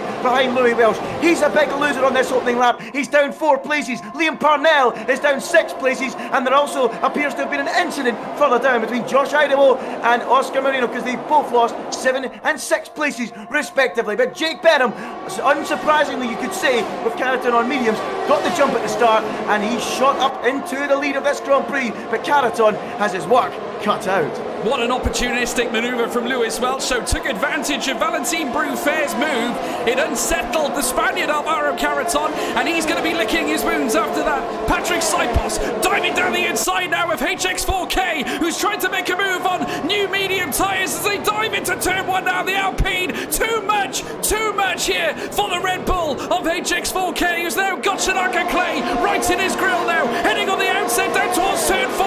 Shanaka Clay in the Aston Martin. Will he go for a move? Not this time. Brilliant tenacity there across the grid. So great to see them all so aggressive from the get-go. This is racing. This is WOR.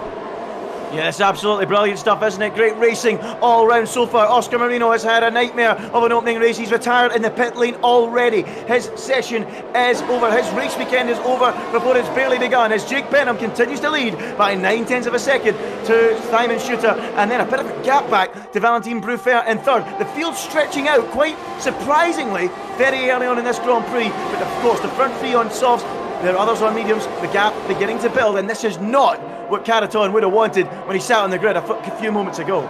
No, and there's a little gap starting to draw out now. You can see there that Lewis Welch, who's on the medium tyres, is starting to sort of draw back slightly from Valentin Bruffair, which will play into the hands of Alvaro Carreton. The Spaniard will be looking to utilise the pace, his natural pace, to try and gain his position back. Certainly he'll be licking his wounds, as I said before, after the couple of places that he lost from the get-go, and he's going to make a move here on Lewis Welch. He has no chance. The Scuderia watching on as the Williams dives down the inside here of the Ferrari of Lewis Welch, and Alvaro Carreton, the experience prevails on the day. P4 for that man. The Apex Predator strikes again, and he'll now wound down towards turn 4, but Louis Welch is still on his tail.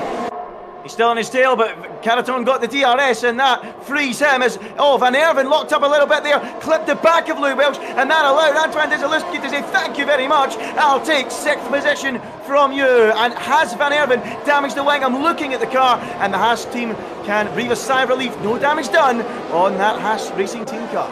No, not yet. Jake Benham still leading though. Simon Shooter up into P2. Valentin Bruffair in P3 is out of DRS, crucially, of Simon Shooter. Now that's not ideal for Mercedes. They want to stay tight in behind that Alfa Romeo. So he's going to have to work very, very hard. Use up some of that ERS to try and garner back that place that he did. Well, certainly that gap that he needs to restore in order to activate DRS. As we're now watching Antoine Desalewski rise now through turn 13. Ahead of him, Lewis Welch. They're getting so close, nose to tail at this moment in time. Ahead of them though, Alvaro Carreton now starting to build a steady little gap now between him and Louis Welch, and Louis Welch has got bigger problems in amongst him here, because in comes Antoine Desalewski in the Aston Martin. Will he choose to open up the door now with DRS applied? He'll have the use of the soft tyres. Overtake on as they make their way down the stretch. Opens up alongside Lewis Welch. Maybe a double into turn 1. Brilliant from Antoine. He tries it. He can't get it, but it's enough to get past Louis Welch. Brilliant from the Frenchman as they round through turn 3, heading down towards turn 4. Antoine's on a flyer, Andy. He's on the flyer, now he's lining up Carreton into the braking zone at turn 4 at the top of the hill. Carreton struggling a little bit, was there a little bump behind that, not too sure, but anyway, Carreton down the hill with Antoine Desalewski all over the back of them as they sweep through the S's and down into the hairpin at turn number 8. Carreton still holding firm, and I think after that little lap 1 wobble, he's beginning to find his feet on these medium tyres. So he doesn't need to be too rash, he's experienced, he knows that this race will come to him. He is on the preferred strategy, so things should work out for Carreton. I'll be interested, George, will he fight against Antoine Desalewski?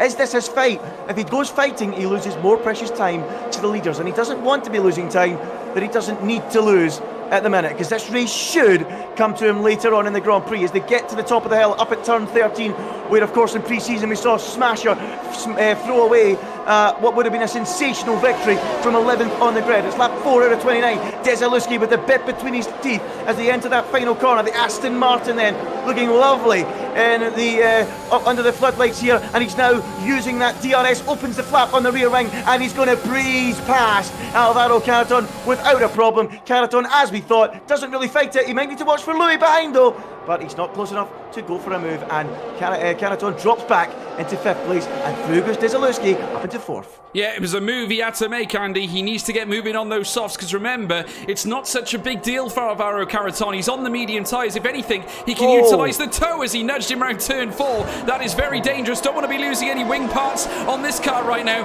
but it's important that Alvaro Caraton can utilise Antoine Dezalewski for DRS now, and essentially draw himself somewhat closer to the leading trio. Obviously, as they now make their way around turn 8, remember, those mediums will go on a lot longer, therefore they can then box onto the softs later on to allow them to be a lot quicker towards the end of this race. But look at the two, the very crucial pairing, Manis van Erven, Patrick Saipos, both in no man's land. They have got both Alvaro Caraton and Lewis Welch in front of them, but looking further back, HX4K and Shanaka Clay as well, both on medium tyres. It's tough for Patrick Saipos and Manis van Erven right now. They are in deep trouble. Yeah, they are in serious trouble. They do not want to be in this area of the track. They need to try and clear Caraton and Welsh, just like Antoine Dezalewski did. And the quicker they can do that, the better, because pretty soon the softs will be past their sell-by date and they'll get swallowed up by the guys behind on medium. So they need to make their move now to make this race work for them. Just another interesting comment, which I'll come to in a moment after the guys go down the straight, because, you know, we could be seeing a few moves down here towards turn 1. Any sign of a move as they go funneling down the start-finish straight for the 6th time out of 29. Doesn't look like it. Oh, there's a late lunge there from Van Erven from behind. Louis Welsh couldn't quite go for the move and he stays put. But what I was going to say, as Saipos picks up a 3-second time penalty already, that is not good at this stage of the Grand Prix. But what I was going to say, George, Valentin Bruffer 1.6 off the lead and draining the battery down at 10%, George. Clearly, at this moment in time, doesn't have the pace to match the leaders. No, and remember, he was only 1 second away from Thymen Shooter previously. He's lost 5/10, Andy. 5/10 of a second. Not good at all for Valentin Bruffer, and that's going to cost him because he needs to stay close. Needs to stay close to Thymen Shooter. If anything, this race has been driven superbly well by Thymen Shooter. He's staying within Jake Benham. Yep. No need to make the moves yet. Consolidate the soft tyres. That's their mission. Take them as deep as they can into the race. Switch to the mediums, and that is where all hell will break loose for those two drivers as they now wind their way up through turns 12 and 13. We're watching this contingent in the midfield, or certainly in the high midfield pack. Patrick Saipos on the grill of Manis van Erven, both of them sharing soft tyres. They can't afford to squabble between the pair of them here. They need to try and find a way to dispatch the medium tyres ahead of them. Alvaro Caraton and Louis Welch both driving exceptional races. Manis van Erven very nearly dipping so close to that front wing of Patrick Saipos, who now will look to make a move shortly. Sailing the Alpine car right on the grill here of Manis van Erven. Will he choose to make the move? Opens it up into turn 1. Sensational dive. Makes contact there with Louis Welch. Brilliant though. Great move by Patrick Saipos, the LP driver, illuminating himself in P7, heading into turn 1. Great show of pace. Great move indeed.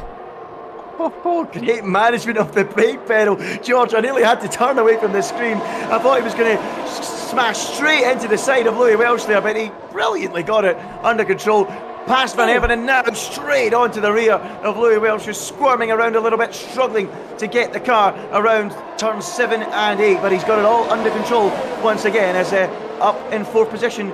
Despite being on the softer tyre, Dezalewski unable to break away. That just shows you how powerful the DRS is, the slipstream, and of course how strong Alvaro Caraton is on the medium tyre at this stage of the Grand Prix. And he's really starting, to me, George, looking like he's maybe getting held up here on these medium tyres. Yeah, and you have to wonder, does that mean the softs are dying off, Andy? Does that mean the softs are dying off? Because Shanaka Clay, remember, he was making all sorts of moves earlier on, but maybe he's looking a bit squirmish. He didn't look so good out of turn 13 then, very nearly sending it into the wall just like Smasher did before in pre-season. We allude to that move or that incident quite regularly because it is a common trait around Bahrain. Now DRS opens up for the Apex Predator, makes his way down the paddock side straight, moves past now the Aston Martin. Louis Welch making it a 3-wide affair, goes in deep, but Alvaro Caraton superb, but Louis Welch as well. Get the move done, we've lost. Saipos. Oh dear, off the track, goes for a spin around turn 1. Louis Welch saw his chance and it was a very well-timed move. Unfortunately just made contact. Yeah, that's a shame for Saipos. He was looking pretty good, but he's now looking terrible. He's facing... Shanaka Clay right to the wall after an entanglement, I believe. I'm not sure who it was with. but they ended up round turn 4, and it was Shanaka Clay whose head planted straight into the barrier, and that has surely dampened his race. Not good at all, Andy. Yeah, disaster. Praying for a safety car now. Not good for Shanaka Clay, not good for Patrick Saipos. The race is pretty much ruined already, but things, I've got to say, looking very good for Alvaro Carreton and Louis Welsh. I have got to say, I am surprised. I am impressed from what I've seen from Louis Welsh today. I really am. I didn't think he was as quick as this, George. I'm honest. I think he's been sensational today. Really good, and is on for a very strong result. Don't forget, Andy, he's on the pad. He's on the pad. It's incredible. It's incredible. Incredible stuff indeed against all these drivers that are on race wheels. The best pad player on the planet, Louis Welch, representing them right now. Certainly exceptionally well, P5, and making some incredible moves just the way he did. As Patrick Saipos, heartbreak. He's retired from the session. The Alpine driver is now out of the Grand Prix, and we have a safety car, Andy. Spot on. Well, I'm trying to figure out who this helps and who it hinders. Let's have a think about this. So, softs, this is probably around the pit window anyway, isn't it? So I don't really think it'll have too much of an effect either way, will it? Oh no, that's huge, Carreton! Drive-through penalty, speeding onto the safety car. That is unbelievable. How has he managed to do that? That's such a big mistake from a driver with such experience, or was it the game? We'll have to wait and see. But that has flung this race wide open. What an opportunity for Louis Welsh. Yeah, I mean, all that work that he's put in has just been negated in that one incident, a drive-through penalty, ruining essentially a perfect strategy for Alvaro Carreton. It was all going his way. He looked to plan his race to perfection after a sensational qualifying, and now it's all come to a head and he's lost it all in a matter of moments. It's like betting at the poker table. All of a sudden, when you think you've had enough, you've bet too much, and now you've lost it all. And Carreton might have just lost that now in that safety car procedure, speeding under the safety car procedure. He's now got to go in for a drive-through penalty. And if you look at the tyre performance, Louis Welch is, well, basically matching him on tyre performance right now. So Louis Welch, if anything, he's the favourite in this Grand Prix. Yeah, I'm looking at those tyre graphics. How on earth is Carreton 6% better off on that left front? I can't believe that. Anyway, in come the leaders from the soft tyres into the pit lane, and they'll join the end of the train. Carreton coming in as well. They're all pouring into the pits. Every single one of them coming into the pits, and potentially, are they all going to go on hards and run to the end? Has this ruined the medium tyres drivers' race? I think it has, George.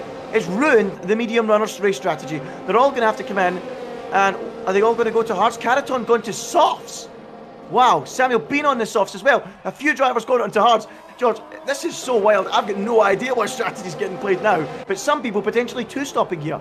Well, but crucially, remember, Alvaro Carreton has got to go through for a drive-through penalty. He has got to. He hasn't got a choice. He's got. I believe he'll have 3 laps to do it in.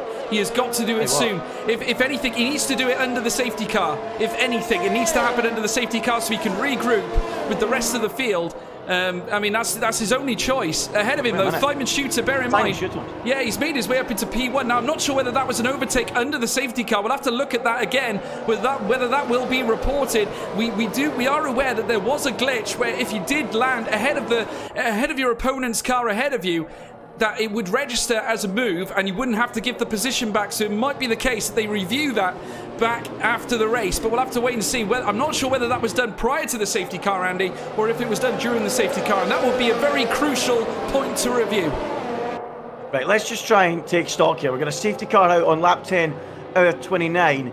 We've got Shooter, Benham have pitted from softs to medium, so that is the standard strategy that they would have been planning to do anyway. Rivera, who was also on that strategy, has put another set of soft tyres on the car. Now that is very interesting. That is a 2-stop strategy from Valentin Bruffer. Carreton also, who was on the mediums of course, obviously doesn't fancy the hard compound this afternoon, has now gone on to a set of softs, and he also has been forced into a 2-stop strategy. Samuel Bean, who was also on the same strategy as Alvaro Carreton, doesn't fancy the hard tyre and has also put a set of soft tyres on. So we've got a mixture of 2 stops and 1 stops, and drivers that don't like the hard tyre and drivers that are quite happy to go on the hard tyre.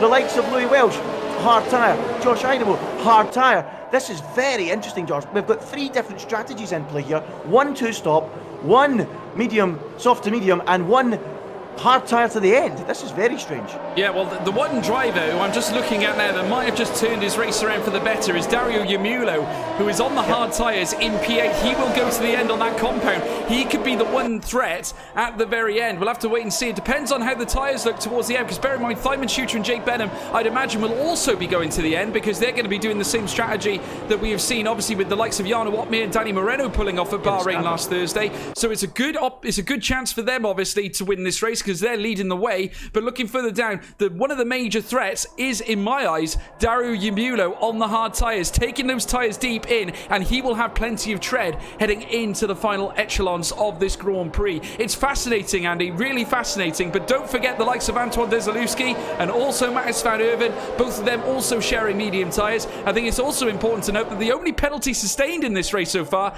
is Alvaro Carreton. Clean racing by the majority on this circuit. Yeah, absolutely. I just find it very, very strange. You've got, drivers going for hard tyres that didn't, I don't know, like why do Brufair and Carreton think the soft is the way to go? And do they genuinely think two-stop is quicker than going hard tyre to the end? They must think that. So is Dario right to do that? Is he now the favourite in that position against those guys on softs? Or is the soft two-stop strategy actually the way to go? I mean, I've got no idea, George. I've never seen this scenario played out before. I'm looking forward to it. But I think the safety cars really benefited the guys who started on the softs, because they can just continue the standard strategy, can't they? Well, effectively, this is a free stop, Andy. This is a free stop, exactly. So they can utilise this and they can stop again. The safety car, we can confirm, is in this lap, folks. So yeah, they've got themselves a free stop. This is going to help out the likes of, basically Alvaro Carreton can also, effectively add to his advantage. He will be looking to dispatch Simon Shooter and Jake Benham fairly early, so keep an eye on Alvaro Carreton. But don't forget as well, those in behind, there's still plenty of drivers still in with a shot. Valentin Brufair will be looking to get off as quickly as possible himself as well. You have to wonder whether his teammate might give him a little bit of respite, whether they're working together or whether they're going to be working for each other. We have no idea, but certainly the way things are lined up is now Carreton goes into service drive-through penalty, and they get back underway with Simon Shooter leading the Grand Prix. You can see there Jake Benham all in behind, and also getting tangled up there is Matthias van Erven, who dives down the inside there of Antoine Desalewski, going rubbing wheels there with the Aston Martin coming out of turn 3, and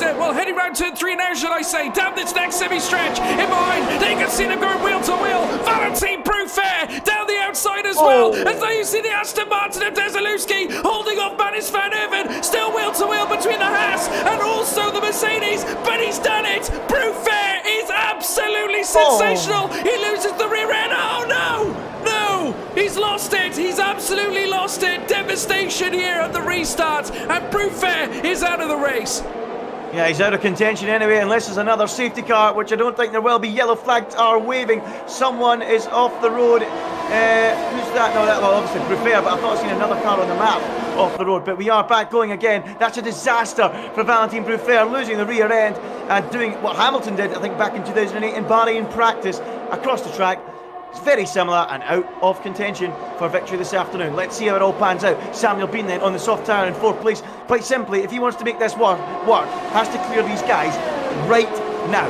Right now, no messing around. Get past them. He's going to have to make one more stop, because there's no way you're taking softs to the end of this Grand Prix. But Simon Shooter leads from Jake Benham and Antoine Desalewski, as now Samuel Bean begins to pick them off. The first one on his radar is Antoine Desalewski. Here comes the Alfa Romeo pulling alongside the Aston Martin down into turn 1. Can he outbrake the Frenchman? He can. He's got the inside line. He's got 3rd place, and Samuel Bean blasts through. Next up, it's Jake Benham and Simon Shooter, and he is a man on a mission if he wants to make the two-stop work. Yeah, Valentin Brufair is actually retired from the session in frustration, obviously not happy with what happened. Obviously there was a big entanglement, a big tie-up heading through turns 5, 6 and 7. Alvaro Carreton has left the session as well. Now I'm not sure whether that's an issue. He's actually a DNF, so we've lost Carreton as well. He's out of the race, so that now leaves it on a silver platter. Simon Shooter, Jake Benham, both of them leading the way. Samuel Bean has been brought right into the fight for the top end as well, with Antoine Desalewski in behind. This race has all of a sudden opened up for question. We don't know who is going to win this now. Absolutely sensational. We all thought Carreton had it absolutely spot on, but obviously the events leading up through the safety car have just turned this race utterly on its head, Andy. Yeah, I'm going back in the fence, George. I've got no idea who is going to win the race, but Samuel Bean is really going to try and be a thorn in the two leaders' side and try and pick them off one by one. He needs to get them now if he wants to try and make this work. Into the final corner they go. Samuel Bean, so much more grip on this soft compound tyre.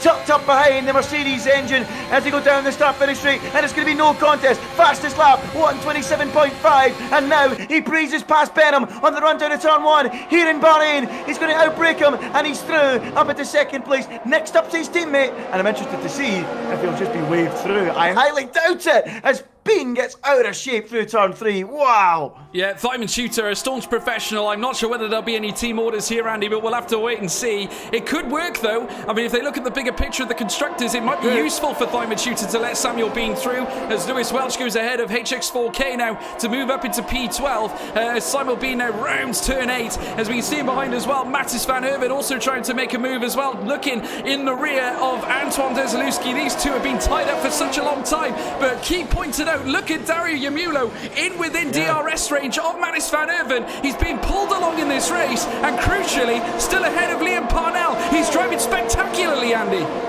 He has been pulled along, but not for much longer. He's now 1.3 off the back of Van Herven, and that is crucial because actually the hard tyre could work. It could work if you could get towed along, but if you don't get towed along, you'll go backwards very, very quickly, and he's now dropped to 1.2 away from Van Herven, but back up at the front, Bean is now attacking Simon Shooter, and let's see if he's now going to take the lead and sprint off and get the best use he can out of these soft compound tyres. Out round the final corner they go now, opening up the DRS. The Alfa Romeos are going to be side by side on the run down to turn 1, and we're at half distance, and Samuel Bean is going to give us a change of leadership here in Bahrain. He passes Simon Shooter with ease into turn 1. Let's see if he can make this strategy work.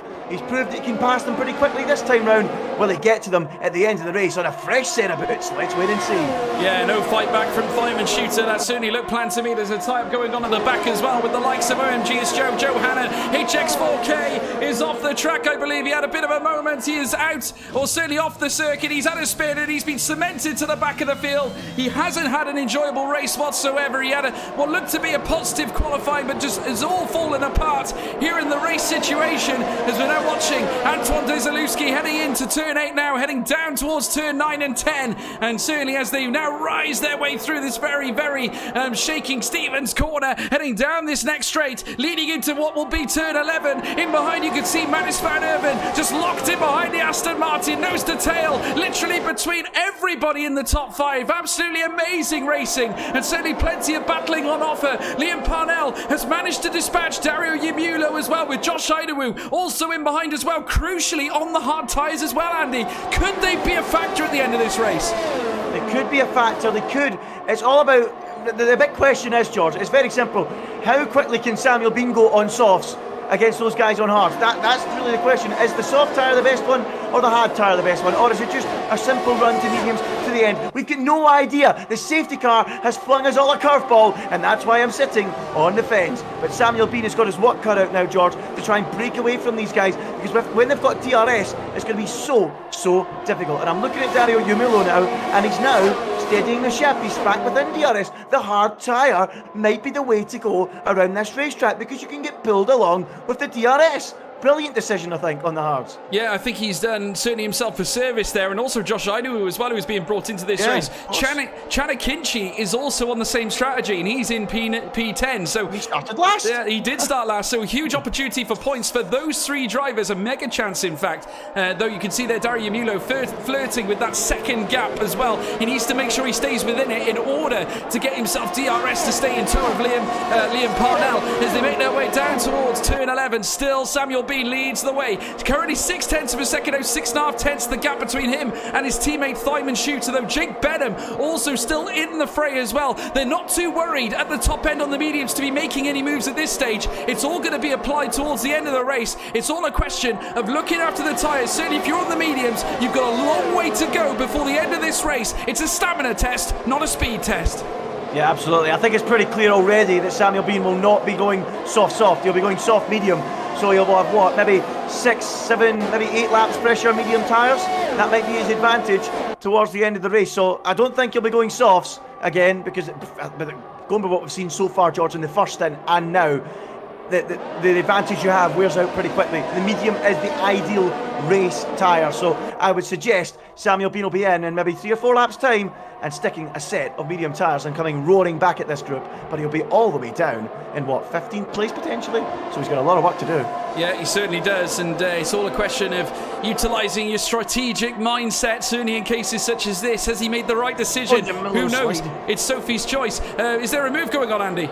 Yeah, Dario will get a little bit out of shape there, and I thought he was going to do exactly what we've seen a few laps ago from Valentin Proufer, but he gathered it up okay, and now Josh Idaho can sense a very strong result this weekend here in Bahrain. If he can get himself ahead of Dario and move up into what would be the lead hard tyre runner in this Grand Prix. So let's see what he can do, because this race will come to the hard tyre runners later on, because of course the hards are much more durable than the mediums, and as the laps tick by and more tyre life is eaten out of those mediums, those guys will start to have an advantage. So let's see if Idaho is going to start making some moves on Dario Yumilo. Yeah, certainly will. He's currently within 0.4 of a second, so still very much in prime position there. You can see the McLaren right on the rear wing of Dario Yumulo. Will he choose to make a move? They can be a little bit more doolally with these tyres, as you can now watch Josh Idaho, the rapid Welshman, the pride of Wales, down the outside now, and makes the move before turn 1. We go 3 wide affair with Shanaka Clay as well. Overtakes Louis Welch. Brilliant from the helmetless Shanaka Clay. Absolutely superb. But Louis Welch on the overlap tries to find his way through. They touch wheels, nose to tail, side by side, down towards turn 4 now. The Ferrari looking to hold on, gets it done past Shanaka Clay. Superb battling between those two. Very nearly the 3 wide. Poor Chanakinchi right into the race, but sensational Shanaka Clay held on. But Louis Welch take a bow. A great move by that man in the Scuderia Ferrari. There's so much respect for Louis Welch, I really do, George. On the pad, taking it to these guys. With what you could argue, or you could just say outright, is inferior machinery. It's incredible. He's doing so well on the pad. What a job he's doing. What a race it's been from him. I'm so impressed. He's having a fine afternoon. Meanwhile, at the front, it's looking now like Samuel Bean's the best of those tyres, George, and he's been reeled in by Simon Shooter, his teammate, and I think very soon there'll be a move, or before that, will we see Bean in the pits on this lap for a set of medium tyres to begin the pursuit back up through the field. Let's wait and see as they come round the final corner. What will Samuel Bean do on this lap? Is he going to pit, or is he going to carry on? He is going to carry on for another lap, but surely Simon Shooter is going to be in position to shoot past him down the start-finish straight. Samuel Bean doesn't even defend. Simon Shooter on lap 19 out of 29 regains the lead from his teammate down into turn 1, and it's at a decisive moment in the outcome of the opening race here in WOR in Bahrain. Shooter shoots back into the lead of the race. I tell you what, he could do this, Andy. He could do this, Simon Shooter. He's looking in good shape right now. Obviously, we're not sure of the circumstances surrounding his overtake of Jake Benham prior to the safety car, but the way the race is mapped out right now, this is working in the favour of Simon Shooter. So Samuel Bean could be a real nuisance here for Jake Benham if he just blocks him, doesn't allow him past. I think those soft tyres on Samuel Bean's car have had enough. I think you're absolutely right. Interesting, he didn't choose to box the previous lap. I would imagine he will choose to box the next lap, though, as we now watch them head around turn 10. Magnus van Erven as well, joining the party himself. Currently 0.4 of a second behind Antoine Desalewski, who's also in the frame. You can see they're all within half a second or to a second of each other, leading all the way up to P6, which is sensational. So we've got very much a wide array of opportunities for victory here. Anything can happen, but like we said, remember when we saw Smasher, we keep alluding to it, but remember when Smasher looked to have the race won and lost it all on the final lap around turn 13? Anything's possible at Bahrain. Anything is possible, George, and you know what else is possible? And I was talking absolute rubbish a few laps to go. Samuel Bean will go soft. He's going to just drag it out one more lap, 9 laps on softs in the first stint, and then 9 laps on the second stint on softs. So he will go back to the soft compound tyre. Josh Idaho is in a fantastic position. How well will these mediums be for the guys in the top 5 at the end of the Grand Prix? How vulnerable will they be to the hard tyre of Josh Idaho? Will we see the Welsh Dragon roaring again here at Bahrain? I think we might, George. I think we might. You might have a winner, a Welsh winner, for a Welsh commentator. Well, we've just lost Felipe Sousa and Chanakinchi as well. That is a huge blow, because Chanakinchi was looking so good on those hards. Oh, yeah. And we've got another safety car. Unbelievable. That has worked out superbly well for Samuel Bean. Well. How many of these drivers will sacrifice track position for fresh tyres. We know for sure Samuel Bean will do that. How many others are going to do that? Because it's not as if nobody's going to pit. We know for a fact Samuel Bean will pit. The question is, how many others will pit to cover him? George, this is very, very interesting. I love a safety car. It can really throw the strategy. How many drivers will pit? Remember, we've not got 20 runners. We've only got 14. So losing track position only drops you down to 13th or 14th. So there might be a few of them that fancy this.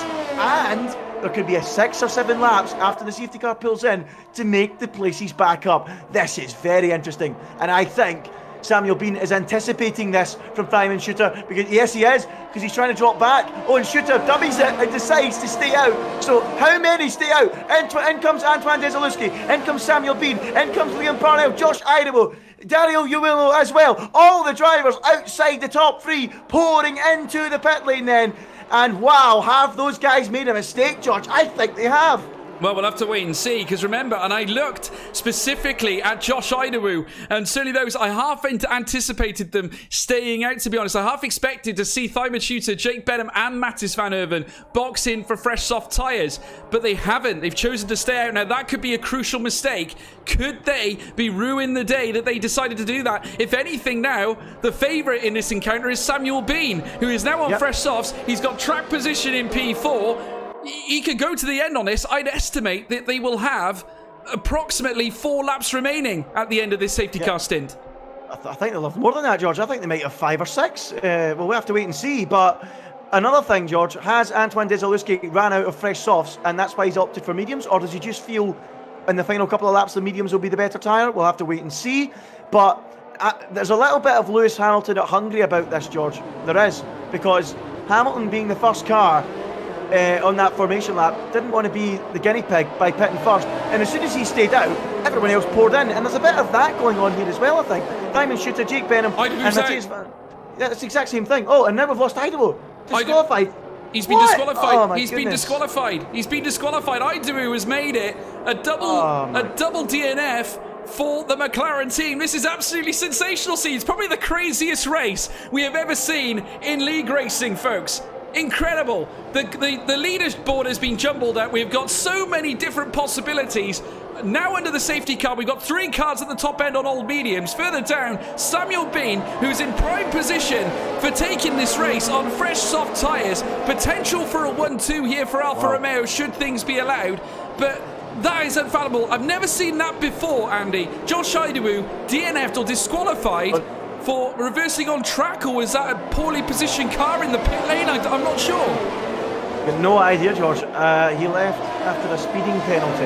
Okay, so whether that's true or not, no, I don't know if that's true or not. It's been said in the chat that he left after a speeding penalty. Maybe someone's watching Josh Idaho's stream that can confirm that, but well, that's a disaster for him if that is the case. But wow, this race really is up in the air. But that's what I'm saying, George. The front 3 just didn't want to pit and be the guinea pig, and everyone else just said, okay, we'll all pit and be right behind you when the safety car pulls in. I'm actually surprised that Shooter, Benham and Van Erven, none of them chose to pit there and just swallow their pride and go to the back, because they're going to be so slow. So slow against these guys. Samuel Bean, strong favourite to win it, especially with a medium runner directly behind him, protecting him from other drivers on softs. What an opportunity for Samuel Bean to win it. It is, absolutely. Remember, he's crossing over from another platform, so this is a fantastic effort from Samuel Bean if he can pull this off. Simon Shooter and Jake Benham, I have to say I agree with you, Andy. I'm really surprised that they didn't choose to pit when they did, because they would have still held track position coming in.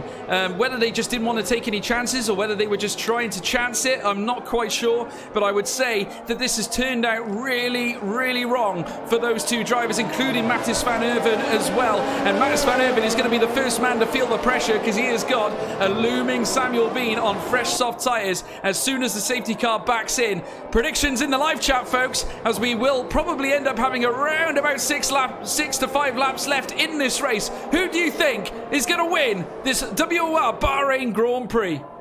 Well, we're going to get 7 laps. 6 laps, sorry. Wow. Safety car in pretty early.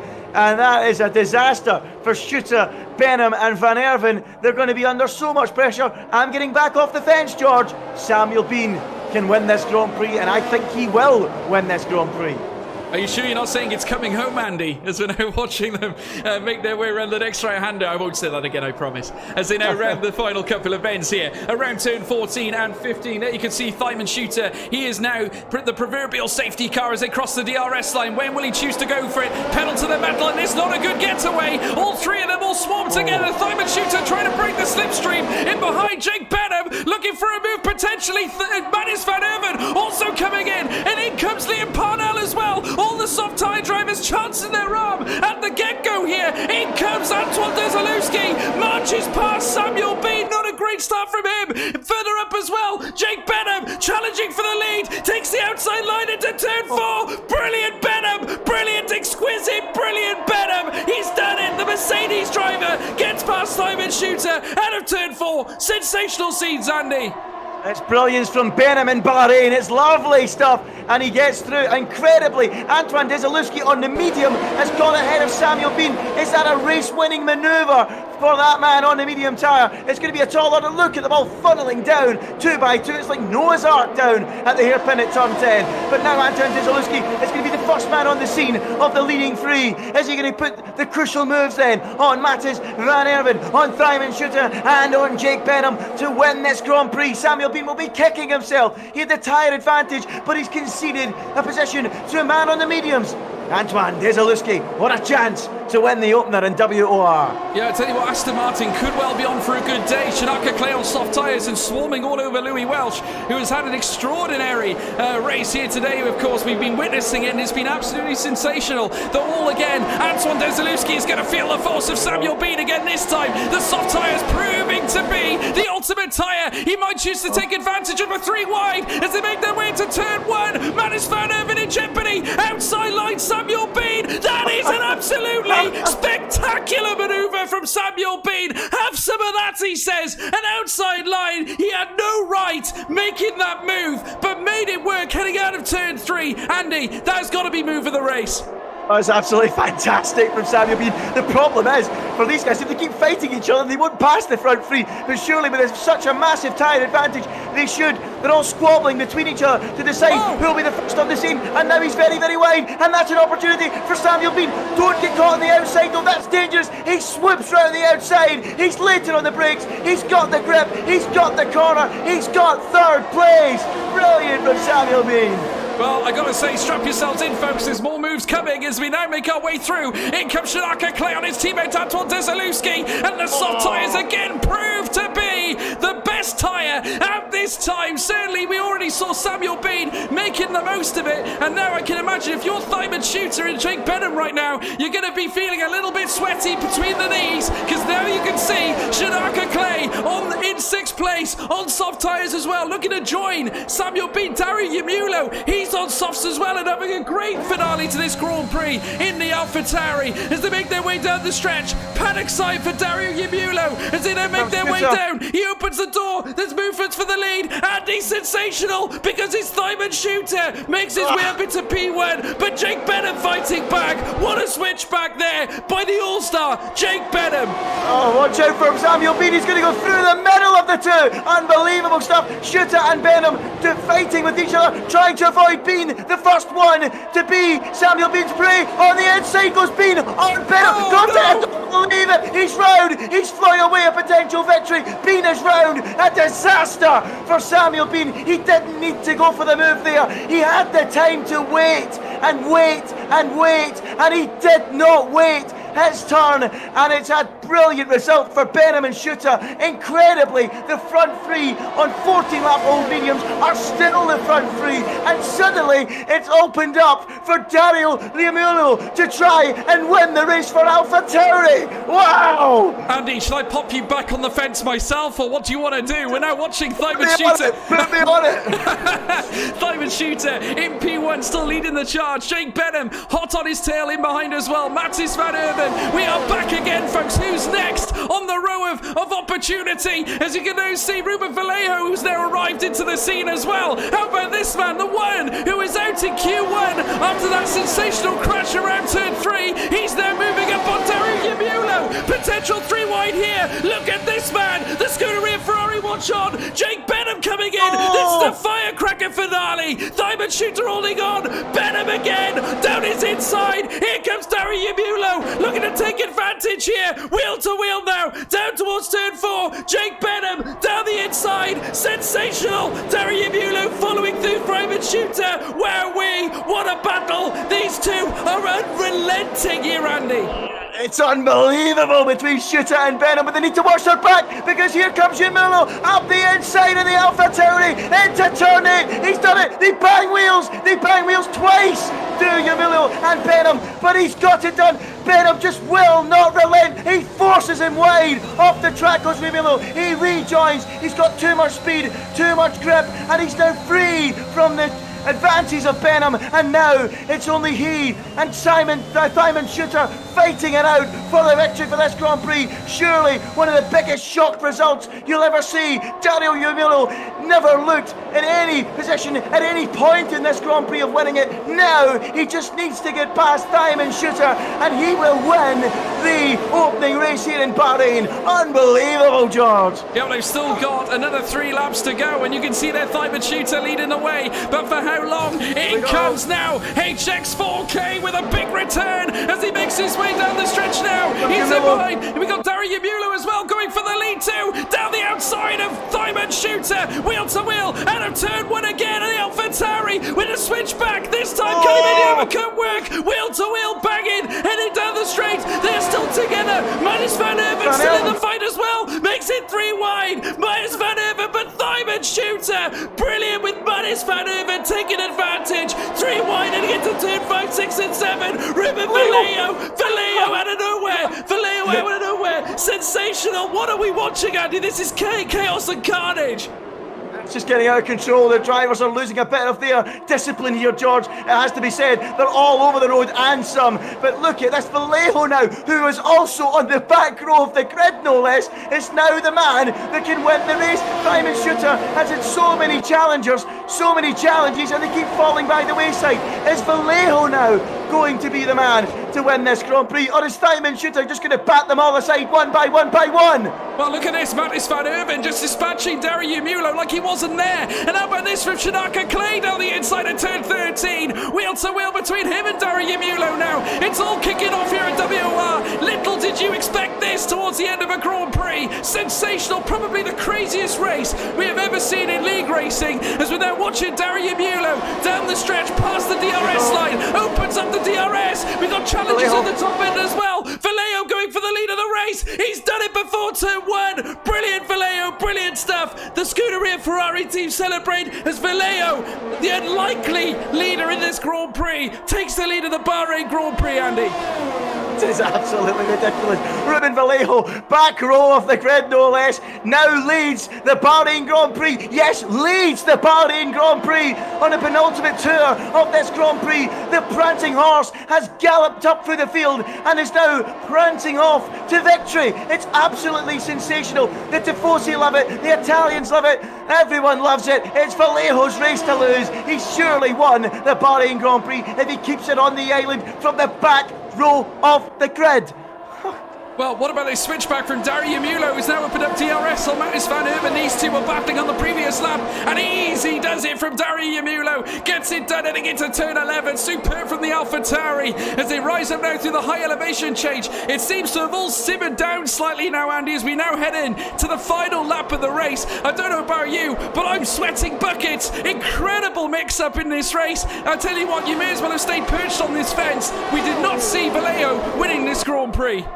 George, I'm going to have the neighbours at the door if I shout any louder. This is incredible. Ruben Vallejo is going to win this race. I can't believe it. Diamond Shooter somehow still has second place. But here comes Jake Benham down towards turn 1 in the slipstream. Shooter defends to the inside. That was a really late move. And they touch in the way into the braking zone. Benham tries to the outside. Shooter defending with all his might and perhaps a little bit too aggressively. Benham now with a second opportunity, opening up the DRS. Is he surely going to breeze past down into turn 4? Benham on the the inside against Shooter. What a race between them. Shooter just won't give it up. He just won't give it up. But Benham's got it done and is now up into second place. What a fight this is. What a race this is. Oh, blimey. Look, here comes Shooter again. Yes. Unbelievable. And he's gone wide. And Shooter still has the place, but he lets Benham back through. That was a little bit aggressive. Yeah, it was. He's actually sustained a time penalty as well for his move through turns 5 and 6, trying to defend the position from Jake Benham. But I have to say, what a phenomenal moment here in this race at WOR. What a first visit to PC racing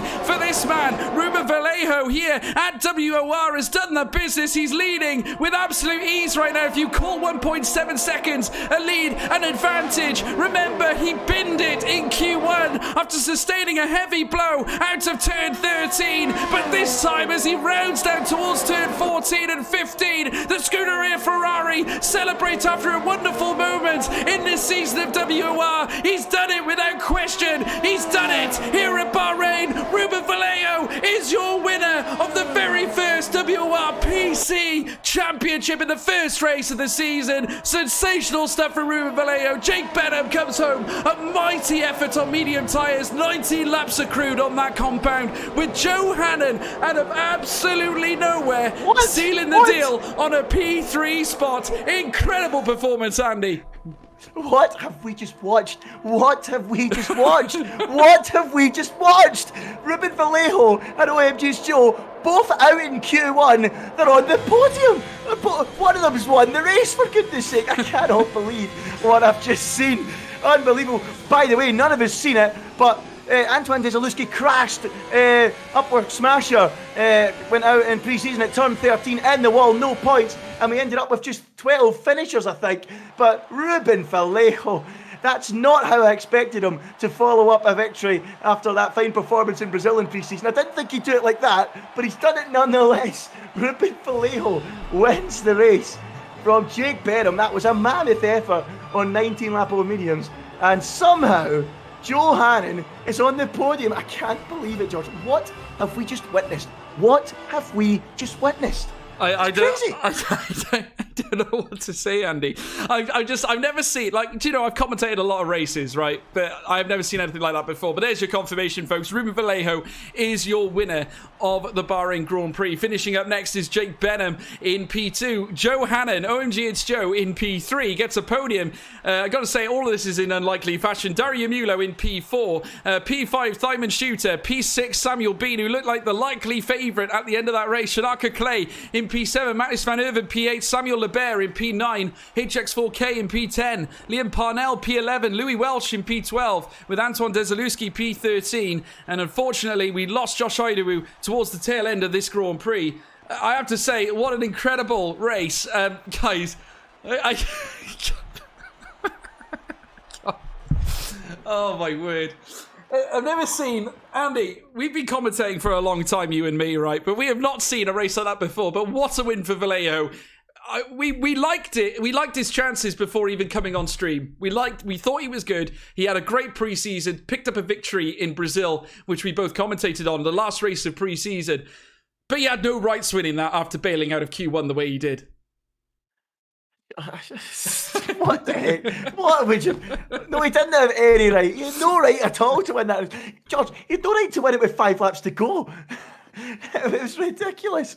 Ridiculous. What I will say is, the drivers got a bit desperate. A bit too desperate. They let themselves down a wee bit with some of the moves. Some of it was questionable. But what entertainment for us. What entertainment. It was wild. Wild. I was on and off that fence more than I've ever been on and off a fence, George. Unbelievable. Are you carrying are you having a lot of splinters, Andy, by any chance? Is that what it is? Yeah, we're going to have to pick a few splinters. Unreal. No, folks, I got to say, brilliant. Very entertaining. You're absolutely right, Andy. And it was. That's exactly what it was. And I hope we get to see a lot more of it. I have to say, the battling was sensational. The drivers left everything out on the track. But I got to say, some of the eye catchers out there, Jake Benham, you've got to analyse his race for a moment, because bear in mind, he had a lot of difficult moments towards the end of that race. Bear in mind, he's on medium tyres that were lasting 19 laps old. They must have been feeling terrible at the end in those exchanges with the soft tyre compounds. incredible efforts from him to keep his car where it was. He had a few questionable defensive maneuvers against Dario Mulo. It got very close between the pair of them. But you've got to give him a lot of props on his performance, because the way the safety cars were being dished out, no strategy that you would have fathomed at the start of a race would have pulled through for you in that exchange. Yeah, that was a race where strategies, you could have had about plan A, plan B, plan Z, plan AA, plan DD. It could have been as many plans as you wanted, but none of them would have come up with a winning strategy today of starting from 19th on the grid and coming through it and winning. I mean, yeah, credit to Jake Benham for getting the job done and finishing second, because let's be honest, I don't think he thought he was going to finish second when the safety car pulled in on lap 22, did he? I mean, come on. But I mean, yes, there was some questionable defences from him. There was questionable defences from Shuta. There was questionable attacks from Vallejo. It was a bit questionable, a bit suspect from everyone. It got a bit desperate, George. I'm glad I'm not a steward. I don't want to be sifting through that, because it'll be a while. But no, it was still good to watch, George. It was great entertainment. The drivers did their best in wild circumstances with those two safety cars. It was nuts. It was absolutely nuts. And I said at the top of the show, George, hopefully we'll get a nice pattern, a nice idea of where this season's going to go in terms of championship contenders and things like that. I actually think I'm less clueless now than I was before the race started. Andy, I don't have an answer for you, mate. I don't have an answer. I mean, usually I have something to say. Usually I have some wise words to say at the end of a broadcast, but I certainly don't. We've actually got Joe Hannon with us at the moment. Well, he's not with us. He's currently in the waiting room, so we're just going to try and pull him in if we can. I can't bring him into the commentary box, unfortunately, so we are waiting for him to come through. So we will come back. Well, maybe we will be able to get him some permissions or something so we can have a chat to him. Unfortunately, it does mean that we will have to skip out of this lobby, but it will mean we'll lose the cameras in this exchange. But I do apologise for that, folks. If someone can hear me in the WOR admin team, maybe they can give or release some of the restrictions on the commentary box to allow the drivers in. But yeah, not a great situation. There we have it. OMG as Joe is with us, folks, and for an interview. Joe, incredible moment, incredible race. There was no chance that you ever fathomed that you would get a podium today. No, that was quite a weird race. I was laughing for most of it, I can't lie. So were we. So were we. I crashed on like lap 20 with two other people, and then I crashed on like lap 25 again. I was facing backwards like P12 or something. I was gonna leave the session, but I thought I'll just stay in it and see what happens. I've got a podium out of it, which is pretty nuts. Yeah, I mean, it was just a case of survival from of the fittest. I mean, going into the race, you weren't in an ideal spot, were you? I think obviously the early exit in qualifying didn't help. You weren't sure about what the strategy, I'd imagine. Well, you probably had a certain strategy you were going for, but was it a case that you just had to tear everything up in that race? Because there was literally no strategy you could fathom towards the end of that race, was there? Literally, you had to be on the soft tyres for the last few laps, and that's it. Yeah, that's basically it. In qualifying, like turn 5, I was basically spinning, and I still nearly got through. So it was a bit unfortunate. But then, with all those safety cars, you just really have to think on your feet what would be best.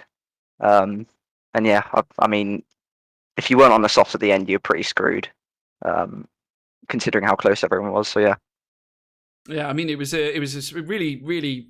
I mean, I'm trying to unravel the strings in that race, but I'm finding it very difficult to do so. I have to say, it was a sensational battle. Strings. I mean, yeah, there's quite a few strings to untangle here, Andy, I have to say. But looking ahead, though, Joe, that must give you at least some form of confidence. Obviously, never mind the carnage. At the same time, you sort of had to nurse yourself through. Obviously, try and pick the right moments to make the moves, or obviously take the opportunities when you can get them. How does this sort of stand you in the stead of the full championship going forward? To be honest, I don't know, because my pace, it was quite bad at this race. I'm not going to sit here and pretend it wasn't. I didn't really put in the practice needed, and I really struggled on understanding the setup and everything. But it started to click with like an hour before the race, so I think the pace it's okay, but I think if I want to do well in this championship, I'm really going to have to work on that, as it's just not good enough at the moment. Well, I have to say, it was a great effort for you to get the podium in the first place. I mean, we're just trying to digest what happened ourselves in that race. So incredible stuff, I have to say. But credit to you on the podium, mate. Very well done. And I'm sure we'll see you next time challenging as well for another potential podium or more points for that matter. Well done, Joe. Cheers. Well done. So that's Joe Hannon, everybody. And like I say, Andy trying to unfathom or trying to unravel what went on in that particular race. It was very difficult for us to do so, wasn't it? It was impossible, George, because, I mean, at the end there, I didn't even know Joe had finished on the podium until you said. It's like, it was wild. It was absolutely wild. I mean, we never actually saw much of Joe during the race, did we? And then he ends up on the podium at the end. I mean, I'd love to have asked him, is that the craziest race you've ever been in? I mean, certainly one of the craziest I've commentated in, George. I think what we really found in that race was, as Joe said, you were thinking on your feet as a driver. We were thinking on our feet as commentators, because at one point we're like, can you go at the end on hards? Is it soft? Is it soft medium? We got to the point where just to forget the tyres. I've got no idea what's going on here. Yeah. Let's just watch the action and see what happens. Yeah. And in the end, it ended up being at the last safety car. If you don't pit for softs, you're a sitting duck. And there was quite a few sitting ducks out there, wasn't there? The three that stayed out. How Jake Benham got second after all that, I've got no idea. But yeah, I mean, that was the strategy. Get in the pits, go in the softs. And because those guys were at the front of the queue, they didn't want to be the first ones to take the risk and drop to the back. And in reality, with hindsight, and we'd always say it, hindsight's a wonderful thing, they would actually have kept their positions because everybody pitted. So, yeah, it's just crazy, George. Crazy. What a race. Is that, a question to you, is that one of the craziest, is it the craziest race you've commentated on? I think so. I without a doubt, for me, yeah, that was mental. I mean, it was like a mosh pit at the end. Incredible effort though by all the drivers, doing what they could. I mean, at the end of the day, I think the mentality heading into that final segment of the race, they all boxed on fresh softs. They were literally going out there just to see what they could get. They only had a few laps left to do it in. I just get the feeling the drivers threw caution to the wind and just literally let everything slide. Just try and get whatever they could get in the race, as many points as they could. It was a basic smash and grab, really. I think that's the best way I could sum it up. But nevertheless, it proved to be excellent viewing for ourselves and also for us to commentate on for you viewers at home. I just want to say, folks, another sort of fragment of information to give you. I want to say a massive thank you to our incredible audience tonight. We actually managed to obtain a massive 232 live viewers peaking at that moment. So incredible. I'd like to thank all of you for all your incredible support. And I hope you will, each and every one of you, please land a subscribe and also leave a like on the broadcast as well. If you want to check out WOR, you can do so on Twitter at WOR League. Be sure to leave your comments as well. Get involved and also try and tweet them as well. They always like to hear from yourselves. I'm available on Twitter. You can also check me out too at George Morgan TV. And also Andy, would you like to give them your tag as well? Yep. Down below, Ginger Andy F1. You can get me on Twitter as well. Same as George. Yeah, absolutely, folks. But what an incredible race. Certainly a lot of battling. I'll tell you what, we're going to need a breather after that one, but we're going to see you next time, surely, for some more racing here at WOR. Of course, it's going to be the same time, same place, next Sunday. Don't miss it. Be there. We'll see you then. Take care. Goodbye. Antoine is going to be crowned your WOR Season 10 champion. And history's been made. Ballina, the first WOR PS4 champion.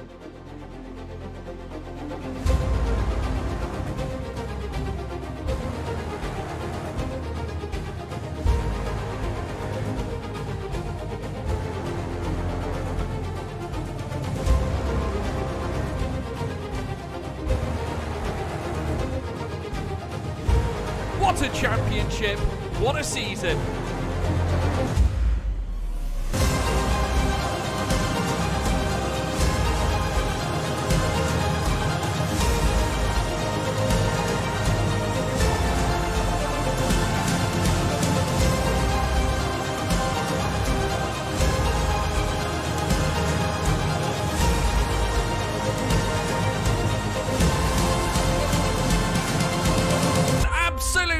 Phenomenal.